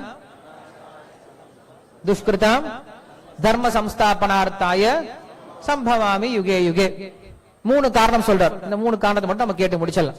பகவான் எப்படி தோன்றினார் பார்த்துட்டோம் இல்லையா. பகவான் நம்மை போல தோன்றுவது கிடையாது, அவருடைய சுய விருப்பத்தினால தோன்றினார் அப்படின்னு சொல்லிட்டோம். சோ பகவான் ஏன் தோன்றினார் அப்படின்னு சொல்லும்போது பகவான் சொல்றார், நான் 3 காரணத்துக்காக தோன்றுகிறேன். ஃபர்ஸ்ட் காரணம் என்னது, பரித்ராணாய சாதுனாம். சாதுக்களை காப்பதற்காக அப்படின்னு சொல்ற. இதுல திராணாய அப்படின்ற வார்த்தை யூஸ் பண்ணாவே போதும். திராணாய அப்படின்னு சொல்லாவே காப்பாற்றுதல் இல்லையா? இந்த வார்த்தை நம்ம எங்க கேட்கிறோம்? திராணாய, திரணாய காருண்ய கணகணத்வம் மங்களத்துல பாடணும் இல்லையா? காப்பாற்றுதல் அப்படின்னு அர்த்தம். சோ பகவான் என்ன சொல்லிருக்கலாம்? பரித்ராணாயன்னு சொல்றதுக்கு பதிலாய திராணாய சாதுனாம் அப்படின்னு சொல்லிருக்கலாம். பக்தர்களை பாதுகாப்பதற்காக சொல்லிருக்கலாம். ஆனா என்ன பண்றார் பகவான்? ஒரு வார்த்தையை யூஸ் பண்றார், பரி அப்படின்ற வார்த்தை யூஸ் பண்றார். பரின்ற வார்த்தை எதை குறிக்குது அப்படின்னா, நான் வெறும் பக்தனை மட்டும் பாதுகாக்குது இல்லப்பா, அந்த பக்தனுடைய மொத்த பரிவாரத்தையும் பாதுகாப்பதற்கு வரேன்னு சொல்றார். இதுதான் பரித்ராணாய சாதுனாம் அப்படின்னு அர்த்தம். ஒரு சாதுவை மட்டும் பகவான் பாதுகாப்பது கிடையாது, அந்த சாதுவோட தொடர்புடைய குடும்பத்தை, வம்சத்தை என்ன பண்றார் பகவான்? பாதுகாக்கிறார். அப்ப யோசிச்சு பாருங்க, பகவான் ஒருத்தன் பகவானுடைய பக்தனா மாறிட்டான் அப்படின்னா அவன் செய்யக்கூடிய பெரிய உதவி என்னன்னு பார்க்கலாம். ஒரு குடும்பத்துல ஒரு பக்தனா மாறிட்டான் அப்படின்னா அவனுடைய மொத்த வம்சம் என்ன ஆகுது? அதனால பலனடையுது. இதுதான் பரித்ராணாய சாதுனாம் அப்படின்னு சொல்ற. பகவான் வெறும் பிரகலாதனை மட்டும்தான் பாதுகாக்கலாம்னு சொல்லி வந்தாரு. வந்த இடத்துல பிரகலாதன் கேட்டான், சுவாமி எனக்கு நரசிம்மர் கேட்கிறார், உனக்கு ஏதாவது வரம் வேணுமாப்பா அப்படின்னு சொல்லி கேட்கிறார். பிரகலாதன் சொல்றான், ஏன் என்கிட்டயும் இந்த மாதிரி இந்த வேலையை பண்ணிட்டு இருக்கீங்க, வரம் வேணுமா வரம் வேணுமான்னு கேட்டுதான் எங்க அப்பா வீணா போனாரு இல்லையா? வந்தவன என்ன பண்ணிருக்கணும்? பிரம்மதேவர், டே உனக்கு இந்த அண்ணா வரன்னு கொடுத்துட்டு போயிருக்கலாம். அவங்க கிட்ட போயிட்டு உனக்கு என்ன வர வேணும், உனக்கு இன்னும் என்ன வர வேணும், எனக்கு ரொம்ப பிடிச்சிருக்கு, உனக்கு என்ன வர வேணும், எங்க கேட்ட மாதிரி இருக்குல்ல?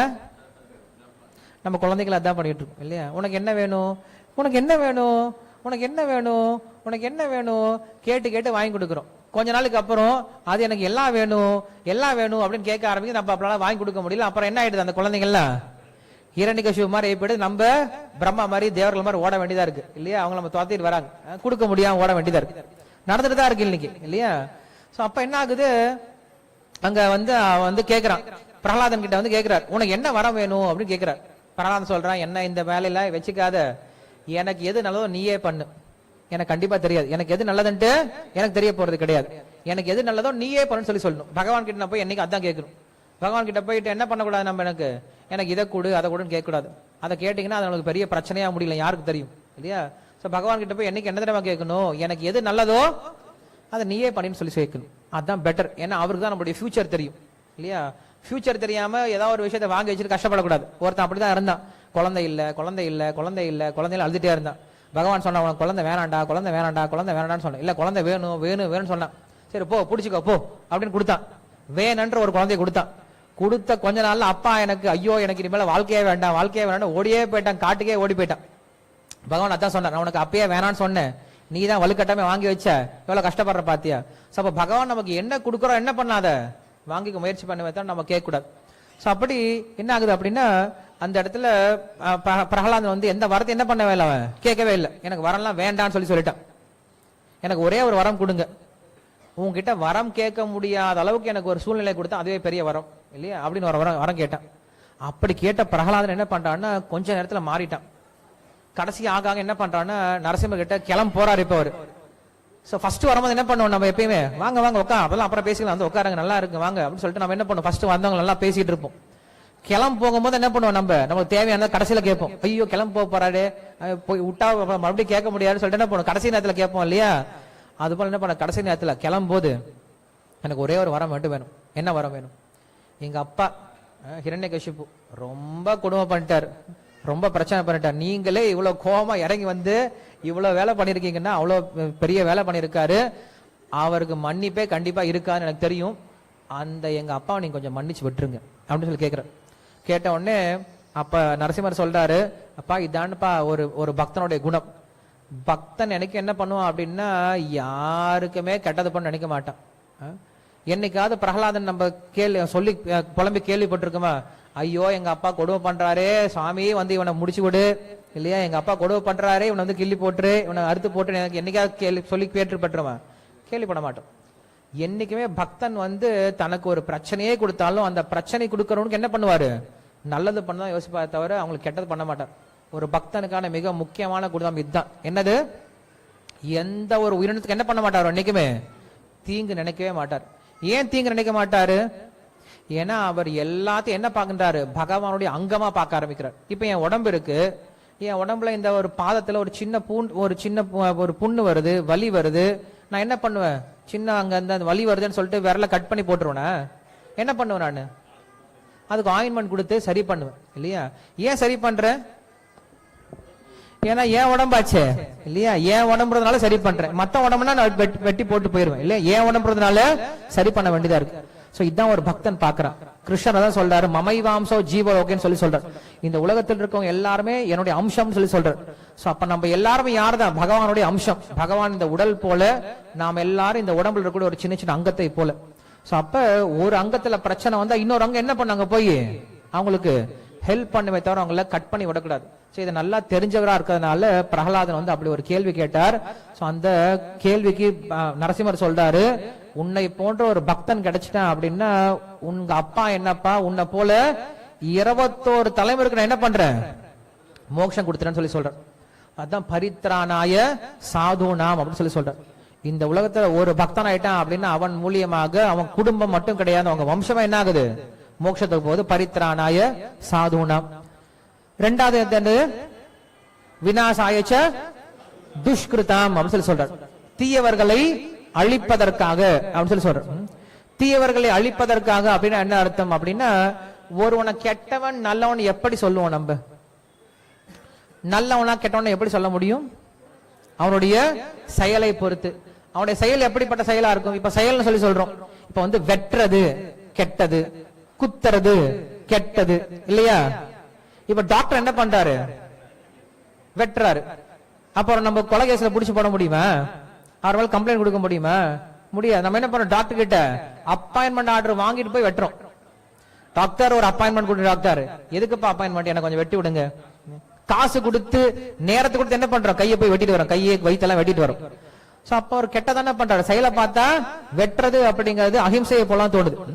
சோ அப்ப ஆனா அது நல்லதுதான் போய் முடியுது. அப்ப எது கெட்டது எது நல்லது நம்ம எப்படி தெரிஞ்சுக்க முடியும் அப்படின்னா, யார் நல்லவர்கள் யார் கெட்டவர்கள் எப்படி தெரிஞ்சுக்க முடியும் அப்படின்னா, அவர்கள் சாஸ்திரத்தை பின்பற்றாங்களா இல்லையா அதை பொறுத்து தான் தெரிஞ்சுக்க முடியும். யார் ஒருவன் பகவானுடைய கட்டளையை ஏற்று பின்பற்றுறார்களோ அவர்களை தேவர்கள் என்றும், யார் ஒருவன் கட்டளை ஏற்று பின்பற்றலையோ அவர்கள் என்ன சொல்றாங்க? அசுரர்கள் சொல்றாங்க. இதுதான் வித்தியாசம். அவங்க சொல்றாரு விநாசாயச்ச துஷ்கிருதாம் அப்படின்னு சொல்றாரு. துஷ்கிருதர்கள் அதாவது தேவையற்ற நபர்களை அழிப்பதற்காக சொல்றார். தேவையற்ற நபர்களை ஏன் பகவான் அழிக்க வரார் அப்படின்னா, இப்ப ரோட்ல போனீங்கன்னா பாத்தீங்கன்னா நிறைய கள்ளு செடி எல்லாம் இருக்கும் இல்லையா? நிறைய கள்ளு செடி இருக்கும். நீங்க ஒன்னா வெட்டிட்டு போயிட்டு இருப்பீங்களா? உங்களுக்கு அந்த வேலை பண்ண மாட்டோம். இதே நம்ம தோட்டத்துல ஒரு கள்ளு செடி வருது, என்ன பண்ணுவீங்க? உடனே வெட்டிடும். ஏன்? நம்ம தோட்டத்துல வந்திருக்கே. நம்ம தோட்டத்துல நம்ம மல்லிகை பூக்கு ஒரு பிரச்சனை வரும்போது என்ன பண்ணுவோம்? கள்ளு செடியை வெட்டி போடுவோமே தவிர ரோட்ல இருக்க கள்ளு செடியில என்ன பண்ண மாட்டோம்? வெட்டி போயிட்டு இருக்க மாட்டோம். அது போல பகவான் எப்படிப்பட்ட அசுரர்களை அழிக்க வர்றாரு அப்படின்னா, எந்த ஒரு அசுரன் பக்தர்களுக்கு பிரச்சனை கொடுக்கிறாரோ அந்த அசுரர்கள் என்ன பண்றாரு? பகவான் அழிக்க வர்றார். இல்ல ஊருக்குள்ள நிறைய அசுரர்கள் சுத்திட்டு தான் திரிஞ்சுட்டு தான் இருக்காங்க. எல்லாரும் இப்ப என்ன பண்றது கிடையாது, போய் அழிச்சிட்டு இருக்கிறது கிடையாது. சோ பரித்ராணாய சாதுனாம் விநாசாயச்ச துஷ்கிருதாம். துஷ்கிருத்தர்கள் அப்படின்னா இங்க தேவையற்ற எண்ணங்களை தேவையற்ற தீய குணங்களை என்ன பண்றாரு? பகவான் நம்ம கிட்ட இருந்து எடுத்துறான்னு சொல்றார். விநாசாயச்ச துஷ்கிருதம். மூன்றாவது ரொம்ப ரொம்ப முக்கியம். என்னது? தர்ம சம்ஸ்தாபனார்த்தாய அப்படின்ற வார்த்தை யூஸ் பண்ற. இப்ப தர்ம சம்ஸ்தாபனம் அப்படின்னா என்னன்னு புரிஞ்சுக்கணும். தர்மம்னு நமக்கு தெரியும் இல்லையா? தர்மம்ன்ற வார்த்தைக்கு எல்லாருக்கும் அர்த்தம் தெரியும் இல்லையா? இப்ப தர்மத்தை நிலைநாட்டுவதற்காக வர அப்படின்னு சொல்ற. தர்மத்தை ஏன் வியாசர் நிலைநாட்ட முடியாதா? தர்மத்தை ஏன் விஸ்வாமித்திர சொல்லிக் கொடுக்க முடியாதா? தர்மத்தை ஏன் ரிஷிகள் சொல்லிக் கொடுக்க முடியாதா? தர்மத்தை ஆச்சாரியர்கள் சொல்லிக் கொடுக்க முடியாதா? இவங்க எல்லாம் தர்மத்தை சொல்லிக் கொடுக்கலையா? ஏன்னா சாஸ்திர தர்மம் சொல்லிக் கொடுக்கலையா? வேதங்கள் தர்மத்தை சொல்லிக் கொடுக்கலையா? புராணங்கள் உபனிஷத்து இதிகாசங்கள்லாம் தர்மத்தை சொல்லிக் கொடுக்கலையா? அப்படின்னா இதான் தர்மத்தை சொல்லிக் கொடுத்தது. அப்ப பகவான் ஏன் புதுசா ஒரு தர்மத்தை சொல்லிக் கொடுக்க போறாரா என்ன? தர்மத்தை நிலைநாட்டுவதற்காக வரேன்னு சொல்றாரு. புது ஒரு தர்மத்தை சொல்லிக் கொடுக்க போறாரு அப்படின்னா கிடையாது. இங்க சொல்றாரு தர்ம சம்ஸ்தாபனார்த்தாயன்னு சொல்றாரு. ஸ்தாபனம்னா ஒரு அர்த்தம் இருக்கு. ஸ்தாபனம்னா என்னது? ஸ்தாபனம்னா நிறுவறது இல்லையா? ஸ்தாபனம்னாவே நிறுவனம், நிறுவறது இல்லையா? சம்ஸ்தாபனம்னா எப்பயுமே என்ன பண்ணணும்னா இந்த மாதிரி கொஞ்சம் வார்த்தைகளை தெரிஞ்சுக்க முயற்சி பண்ணும். ஸ்தாபனம் அப்படின்னாவே நிறுதல், சம்ஸ்தாபனம் அப்படின்னா சம்யக் ரூபேன ஸ்தாபனம், நன்றாக நிறுவுதல் அப்படின்னு அர்த்தம். அப்படின்னா என்ன அர்த்தம் அப்படின்னா, இந்த வந்த ரிஷிகளும் வேதங்களும் ஆச்சாரங்கள் என்ன பண்ணிட்டாங்க, குழப்பி விட்டு போயிட்டாங்க. ஒவ்வொருத்தரும் வந்து ஒரு தர்மத்தை சொல்லி கொடுத்துட்டு போயிட்டாங்க. நீ இந்த தர்மத்தை பண்ணு, இன்னொருத்தர் வந்து நீ இந்த தர்மத்தை பண்ணு, இன்னொருத்தர் வந்து நீ இந்த தர்மத்தை பண்ணு. எல்லா ரிஷிகளும் என்ன பண்ணிட்டாங்க, சாஸ்திரங்களும் வந்து நிறைய தர்மத்தை சொல்லி கொடுத்துட்டு போயிடுச்சு. இவனுக்கு வழியே புரியல. பராங்கந்தன் கேக்குறான், நான் இங்க இருந்து ஊருக்கு அழகர் கோயிலுக்கு போனோம், எந்த பக்கம் போகணும் அப்படின்னு சொல்லிட்டு ஒரு வழியை சொல்லி கொடுத்தா அவன் நேரா போய் சேருவான். அவனுக்கு என்ன பண்றாரு, ஜெகதீஸ்வர வழியை சொல்லி கொடுக்கிறாரு, கனகோபால்புரம் வழியை சொல்லி கொடுக்கிறாரு, இவர் ரமேஷ் ஒரு வழியை சொல்லி கொடுக்கிறாரு, அங்க அவருக்கு சுந்தரகோபால்புரம் ஒரு வழியை சொல்லி கொடுக்கிறாரு, நான் ஒரு வழியை சொல்லி கொடுக்குறேன். அவன் என்ன பண்ணுவான், கொஞ்ச நேரம் போவான், நின்றுட்டு திரும்பி வந்துருவான், இந்த பக்கம் போவான் திரும்பி வந்துருவான், இந்த பக்கம் போவான் திரும்பி வந்துருவான், எந்த வழியிலும் போய் அவனால சேரவே முடியாது. அப்படி சாஸ்திரங்கள்ல பல்வேறு விதமான வழிகள் சொன்னதுனால மக்கள் என்ன பண்றாங்க, குழம்பி போயிட்டாங்க. இப்ப நம்ம ஊர்ல இருக்கிற மாதிரிதான் என்ன பண்றோம், ஞாயிற்றுக்கிழமை கிடையாது விட்டுருங்க, திங்கக்கிழமானா ஒரு கோயிலுக்கு, செவ்வாய்க்கிழமானா இன்னொரு கோயிலுக்கு, புதன்கிழமானா இன்னொரு கோயிலுக்கு, வியாழக்கிழமை மட்டும் ஒரு சமிதியா சமாதி, ஓகே, வெள்ளிக்கிழமானா இன்னொரு கோயிலுக்கு, சனிக்கிழமானா இன்னொரு கோயிலுக்கு, ஞாயிற்றுக்கிழமானா வீடே கோயிலாயிடும் இல்லையா அன்னைக்கு, இல்லையா அன்னைக்கு என்ன பண்ற, இப்படி ஒவ்வொரு இடத்துக்கு என்ன பண்றாங்க, மக்கள் போயிட்டு போயிட்டு வந்துட்டு இருக்காங்க, அவங்களால எதையுமே அடைய முடியல.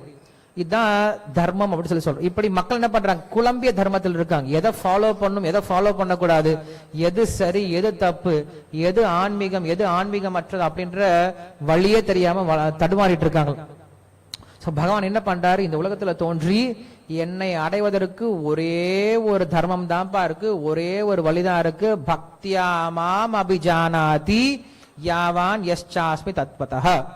பக்தினால மட்டும்தான் என்ன பண்ண முடியும், என்னை அடைய முடியும் அப்படிங்கிற ஒரே ஒரு தர்மத்தை, பாகவத தர்மத்தை என்ன பண்றாரு பகவான் ஸ்ட்ராங்கா சொல்லி கொடுத்துட்டு போனதுனால சம்ஸ்தாபனம் அப்படின்னு சொல்லி சொல்றாரு.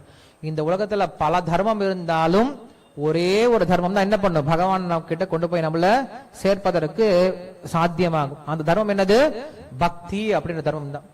பக்தி அப்படின்ற வார்த்தை நம்ம எல்லாரும் கேள்விப்பட்டிருக்கோம். பக்தி அப்படின்னா என்ன, அந்த பக்தியை நாம் எவ்வாறு செய்வது, இப்பதான் கேள்வி. நம்ம எல்லாருக்கும் பக்தி செய்யணும் பக்தி செய்யணும் நினைச்சிட்டு இருக்கோம். நாம் எப்படி பக்தி செய்யறது அப்படின்ற கேள்வி கேட்கும் பொழுது ஒரு நாள் உபன்யாசம் சொல்லிக் கொடுக்க முடியுமா, இது முடியாது. நம்ம சாஸ்திரத்தை மொத்தத்தையும் எடுத்து படிச்சு பார்த்தனாலும் சொல்ல முடியாது. அந்த சாஸ்திரத்தை படிச்சவங்க கிட்ட இருந்து கேட்கலாம். சுகதேவ கோஸ்வாமின்னு ஒருத்தர் இருந்தார். அவர் என்ன பண்ணாரு, பக்தியை பத்தி பேச ஆரம்பிக்கிறேன் அப்படின்னு ஆரம்பிச்சார். ஒரு நாள் ஆரம்பிச்சார், ஒரு நாள் போனது, 2 நாள் போனது, 3 நாள் போனது, 4 நாள், 5 நாள், 6 நாள், 7 நாள் என்ன பண்றாரு, பக்தியை பத்தியே சொல்லி கொடுத்துட்டு இருக்காரு. 18,000 ஸ்லோகம் சொல்லி முடிச்சிட்டார். பரீட்சித் மகாராஜன் பார்த்துட்டே இருக்கான். சுவாமி எனக்கு கொடுத்த நாளே 7 நாள் தான், சாபம் கொடுத்து நான் கிளம்ப போறேன் போல இருக்கு, நீங்க இன்னும் முடிக்கிற மாதிரி தெரியல. பக்தினா என்ன அப்படிங்கறத என்ன பண்ணுங்க, கொஞ்சம் சுருக்கமா ஒரே வார்த்தை சொல்லி முடிச்சிருங்க. ஏன்னா நம்மளுக்கு எல்லாமே கடைசியில் என்ன தேவை, நம்மளுக்கு ஒரு சுருக்கமா தேவை, ஒரு ஷார்ட்டா தேவை இல்லையா. ஒரு ஆச்சாரியர் இப்படிதான் வந்து என்ன பண்ணாருன்னா, கஜேந்திர மோட்சத்தை பத்தி பேசிட்டு இருந்தார். கஜேந்திரனை பத்தி பேசிட்டே இருக்காரு. 1 வருஷம் உபன்யாசம், தினமும் ஒரு 3 மணி நேரம் உபன்யாசம் படிச்சுட்டே இருக்காரு. 1 வருஷம் பேசி முடிச்சிட்டார். பேசி முடிச்சா ஊருக்கு போயிட்டு இருக்காரு. நான் கேட்டுட்டு இருந்த ஒரு ஆள் வந்து கேட்கிறார், சுவாமி நீங்க 1 வருஷம் பேசினீங்க, நிறைய விஷயம் பேசினீங்க, எதுவும் மனசுல நிக்கிற மாதிரி தெரியல. கஜேந்திர மோட்சத்தை 3 நிமிஷத்துல நச்சுன்னு புரிஞ்சுக்கிற மாதிரி ஏதாவது ஒரு விஷயத்த சொல்லுங்களேன் சொல்லி சொல்றார். இது எதுக்குப்பா 3 நிமிஷம் தேவை, 3 வார்த்தை போதும் அப்படின்னு சொல்லி சொல்றார். வாரணம், காரணம், நாரணம், 3 வார்த்தை சொன்னார். கஜேந்திர மோட்சம் முடிஞ்சிருச்சு போன்னு சொல்லிட்டார். வாரணம் அப்படின்னா யானை, காரணம் அப்படின்னா சர்வ காரண காரணம், எல்லாத்துக்கும் காரணம். எந்த ஒரு காரணம் என்னுடைய காலில் முதலையை கடிக்க வச்சதோ, எந்த ஒரு காரணம் என்ன 1000 வருஷம் சண்டை போட்டும் உயிர் வாங்காம இருக்கோ, எந்த ஒரு காரணம் முதலையும் சாக வைக்காம இருக்கோ, எந்த ஒரு காரணம் இந்த உலகத்துல இந்த மாதிரி ஒரு சூழ்நிலை ஏற்படுத்தி இருக்கோ, அந்த காரணம் என்ன வந்து காப்பாத்தட்டும். நாரணம், அது யாரு, நாராயணன். சோ இப்படி ரொம்ப சுருக்கமா என்ன பண்றாரு அவரு, வெறும் 3 வார்த்தையில சொல்லி முடிச்சிட்டார். அதே போல பரீட்சித் மகாராஜன் கேட்கிறான், சுவாமி நீங்க 18,000 ஸ்லோகம் சொல்லிருக்கீங்க, இதெல்லாம் நான் ஏதோ ஓரளவுக்கு நீங்க புரிஞ்சுக்கிட்டேன், வரக்கூடிய மக்களுக்கு நீங்க வந்து ஆன்மீகத்தை புரிஞ்சுக்கிறதுக்கு என்ன பண்ணும் அப்படின்னா, ஸ்ரீமத் பாகவதம் இருக்கு, அந்த ஸ்ரீமத் பாகவத்தை எடுத்து நீங்க படிங்க அப்படின்னு சொல்லி சொல்றோம். அவன் கேட்கறான், சரி சார் வாழ்க்கையில ஒரே நான் கஷ்டத்துல வந்திருக்கேன், நான் எனக்கு ஏதாவது வழி கொடுங்க அப்படின்னு சொல்றோம். சரி நீங்க பாகவதம் படிங்க, எல்லா கஷ்டமும் போயிடும். சரி சார் படிக்கிறேன். பாகவதம் எவ்வளவு புக் இருக்கு, ஒரு புக்கு தான், சின்ன புக்கா இருக்குமா அப்படின்னு கேட்கும். இல்ல சார், கொஞ்சம் பெரிய புக். எவ்வளவு பெரிய புக்கு? ஒன்றும் இல்ல, 18 புக்கு. என்னது 18 புக்கா? எத்தனை ஸ்லோகம் சார் இருக்கும்? 18,000 ஸ்லோகம் இருக்கும். அவன் என்ன பண்ணுவாரு, திரும்பி சார் எனக்கு இருக்கிற பிரச்சனையே போதும், நான் என்ன பண்றேன், இப்படியே திரும்பி என் பிரச்சனைக்கே போய் என்ன பண்றான், திரும்பி போயிடுவான். அப்ப மக்களுக்கு இவ்வளவு பேர் சொன்னா புரியாது. 18,000 ஸ்லோகம் படிச்சாதான் நீங்க கிருஷ்ணரை புரிஞ்சுக்க முடியும், கிருஷ்ணர்கிட்ட போக முடியும்னா என்ன பண்ணுவான், அதுக்கு நான் இங்கேயே இருந்துட்டு போயிடுறேனே இல்லையா, என்னால படிக்க முடியலன்னு தான் இங்க வந்து உட்காந்துட்டு இருக்கேன், இங்கேயும் வந்து படிக்கணும் சொன்னா எங்க படிக்கிறது இல்லையா. அப்ப அந்த இடத்துல பரீட்சித் மகாராஜன் கேள்வி கேட்கிறான், சுகதேவ கோஸ்வாமி டைம் ஆயிட்டே இருக்கு, நமக்கு இப்ப டைம் ஆயிட்டே இருக்கு இல்லையா, அது போல அவருக்கு டைம் ஆயிட்டே இருக்கு. அவர் ஒரே ஒரு ஸ்லோகத்தை சொல்லி முடிச்சிட்டார். மொத்த பாகவதத்தையும் ஒரே ஒரு சாரமான ஸ்லோகத்தில் சொல்லி முடிச்சிட்டார். இத மட்டும் செஞ்சா போதும்பா, நீ 18,000 ஸ்லோகம் படிக்க தேவையில்லை, பெரிய பெரிய தபசம் செய்ய தேவையில்லை, யாகம் செய்ய தேவையில்லை, தானம் செய்ய தேவையில்லை, தவம் செய்ய தேவையில்லை, சன்னியாசம் எடுக்க தேவையில்லை, எதுவும் செய்ய தேவையில்லை, இது ஒரே ஒரு விஷயத்தை மட்டும் பண்ணு சொல்லி சொல்றார். என்ன சொல்றாரு, எல்லாரும் என்கிட்ட என்னோட சேர்ந்து திரும்பி சொல்ல முயற்சி பண்ணு.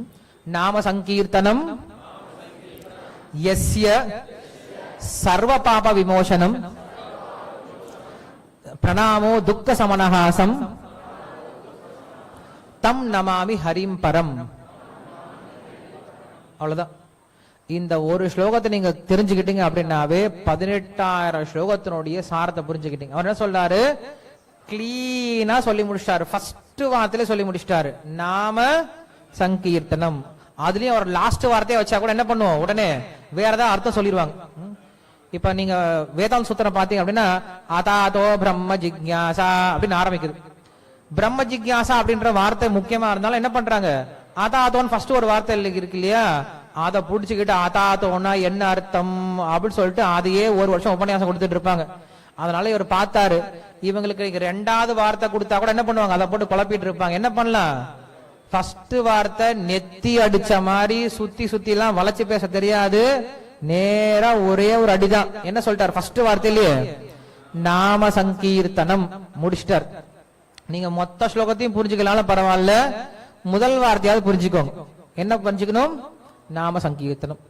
சோ பகவான் கிருஷ்ணர் இந்த உலகத்துக்கு வந்ததோடைய நோக்கமும் இதுதான். என்னது, நாம சங்கீர்த்தனம். இந்த உலகத்துல இந்த நாம சங்கீர்த்தனம் அப்படின்ற விஷயத்தை மக்கள் எல்லாரையும் பாட வைக்கணும்.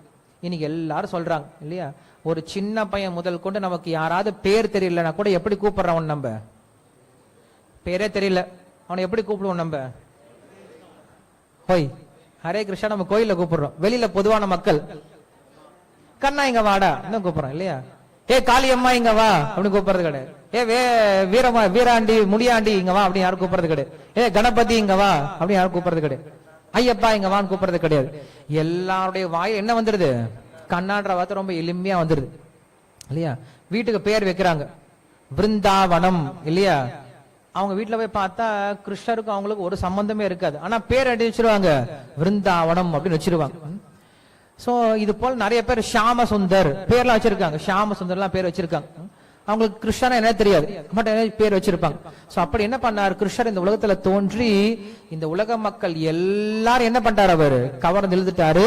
இந்த ஒரு விஷயம் சொல்லி கொடுக்குதான் அவருக்கு. என்ன விஷயம், நாம சங்கீர்த்தனம் அப்படின்ற விஷயம். இந்த விஷயத்தை சொல்லி கொடுக்கறது தான் ஸ்ரீல பிரபுபாத் என்ன பண்ணாரு, இந்த இஸ்கான் அப்படின்ற இவ்வளவு பெரிய ஸ்தாபனத்தை என்ன பண்ணாரு, உருவாக்குனார். இந்த இஸ்கான் இயக்கத்தினுடைய அடித்தளமே என்னதான், இந்த நாம சங்கீர்த்தனம் மட்டும்தான். நாம சங்கீர்த்தனம் அப்படின்ற இந்த ஒரே ஒரு பலத்தை கொண்டு இவ்வளவு பெரிய இயக்கம் இன்னைக்கு இயங்கிட்டு இருக்கு. உலகம் முழுவதும் என்ன பண்றாங்க, இன்னைக்கு கிருஷ்ண பக்தர்கள் உருவாக்கிட்டு இருக்காங்க. அதற்கு காரணம் ஸ்ரீ ஸ்ரீ கிருஷ்ண பலராம கி, ஸ்ரீ ஜென்மாஷ்டமி மகா மகோத்சவ் கி. அப்ப நான் புரிஞ்சுக்க வேண்டிய ஒரு விஷயம் இது ஒன்னே ஒண்ணுதான், இந்த கிருஷ்ண ஜெயந்திக்கு யாரெல்லாம் கிருஷ்ண தரிசனம் பண்ண வந்திருக்கீங்களோ நீங்க செய்ய வேண்டிய விஷயம் வாழ்க்கையில ஒன்னே ஒண்ணுதான். என்ன பண்ணணும், தினசரி பகவானுடைய நாமத்தை என்ன பண்ணுக்கோங்க, எடுத்துக்கோங்க. பகவானுடைய நாமத்துக்கும் பகவானுக்கும் எந்த விதமான வித்தியாசம் கிடையாது. நீங்க செய்ய வேண்டிய ஒரே ஒரு மந்திரம் இந்த ஹரே கிருஷ்ண மந்திரம் தான். தினசரி ஒரு 10 நிமிஷம் 108 முறை என்ன பண்ணுங்க. புதுசா யாரெல்லாம் முதல் முறையா வந்திருக்கீங்களோ, யாரெல்லாம் முதல் முறையா இந்த டைம் வந்திருக்கீங்க இந்த கோயிலுக்கு, முதல் முறையா அந்த திருவிழாவிற்கு நிறைய பேர் புதுசா வந்திருக்கீங்க இல்லையா. அப்ப என்ன பண்ணுங்க அப்படின்னா, நீங்க செய்ய வேண்டிய விஷயம் இந்த கிருஷ்ண ஜெயந்திலிருந்து நீங்க செய்ய வேண்டிய விஷயம் ஒன்னே ஒண்ணுதான். என்ன பண்ண, எல்லாரும் தினசரி ஹரே கிருஷ்ண கிருஷ்ண கிருஷ்ண கிருஷ்ண ஹரே ஹரே, ஹரே ராம ஹரே ராம ராம ராம ஹரே ஹரே அப்படின்னு இந்த மந்திரத்தை என்ன பண்ணுங்க, தினசரி சொல்ல முயற்சி பண்ணுங்க. ஏன்னா பகவானே சொல்றாரு, நாகம் திஷ்டாமி வைகுண்டே ந யோகினாம் ஹிருதயேஷுவ எத்திர காயந்தி மத் பக்தஹ தத்ர திஷ்டாமி நாரத. நாரதர் போய் பகவான் கிட்ட கேக்குறாரு, சுவாமி நீங்க அப்பா மறைஞ்சு போயிருங்க, உங்களோட அட்ரஸ் என்ன சொல்லிட்டு போங்க, நான் உங்களை கண்டுபிடிக்கிறதுக்கு அப்படின்னு சொல்லி கேக்குறேன். என் அட்ரஸா நாரதா சொல்றேன், நாகம் திஷ்டாமி வைகுண்டே. வைகுண்ட அட்ரஸ் கொடுங்க. நான் வைகுண்டத்துல இருக்கிறதே இல்லையாப்பா இப்ப, என்ன வைகுண்டத்துல இருக்கிறது இல்லையா? நான் கேள்விப்பட்டேன் நீங்க வைகுண்டத்துல இருப்பீங்க. கிருஷ்ணன் பகவானே சொல்லாரு, நாகம் திஷ்டாமி வைகுண்டே. சரி அப்ப எங்க இருப்பீங்க? ந யோகினாம் ஹிருதய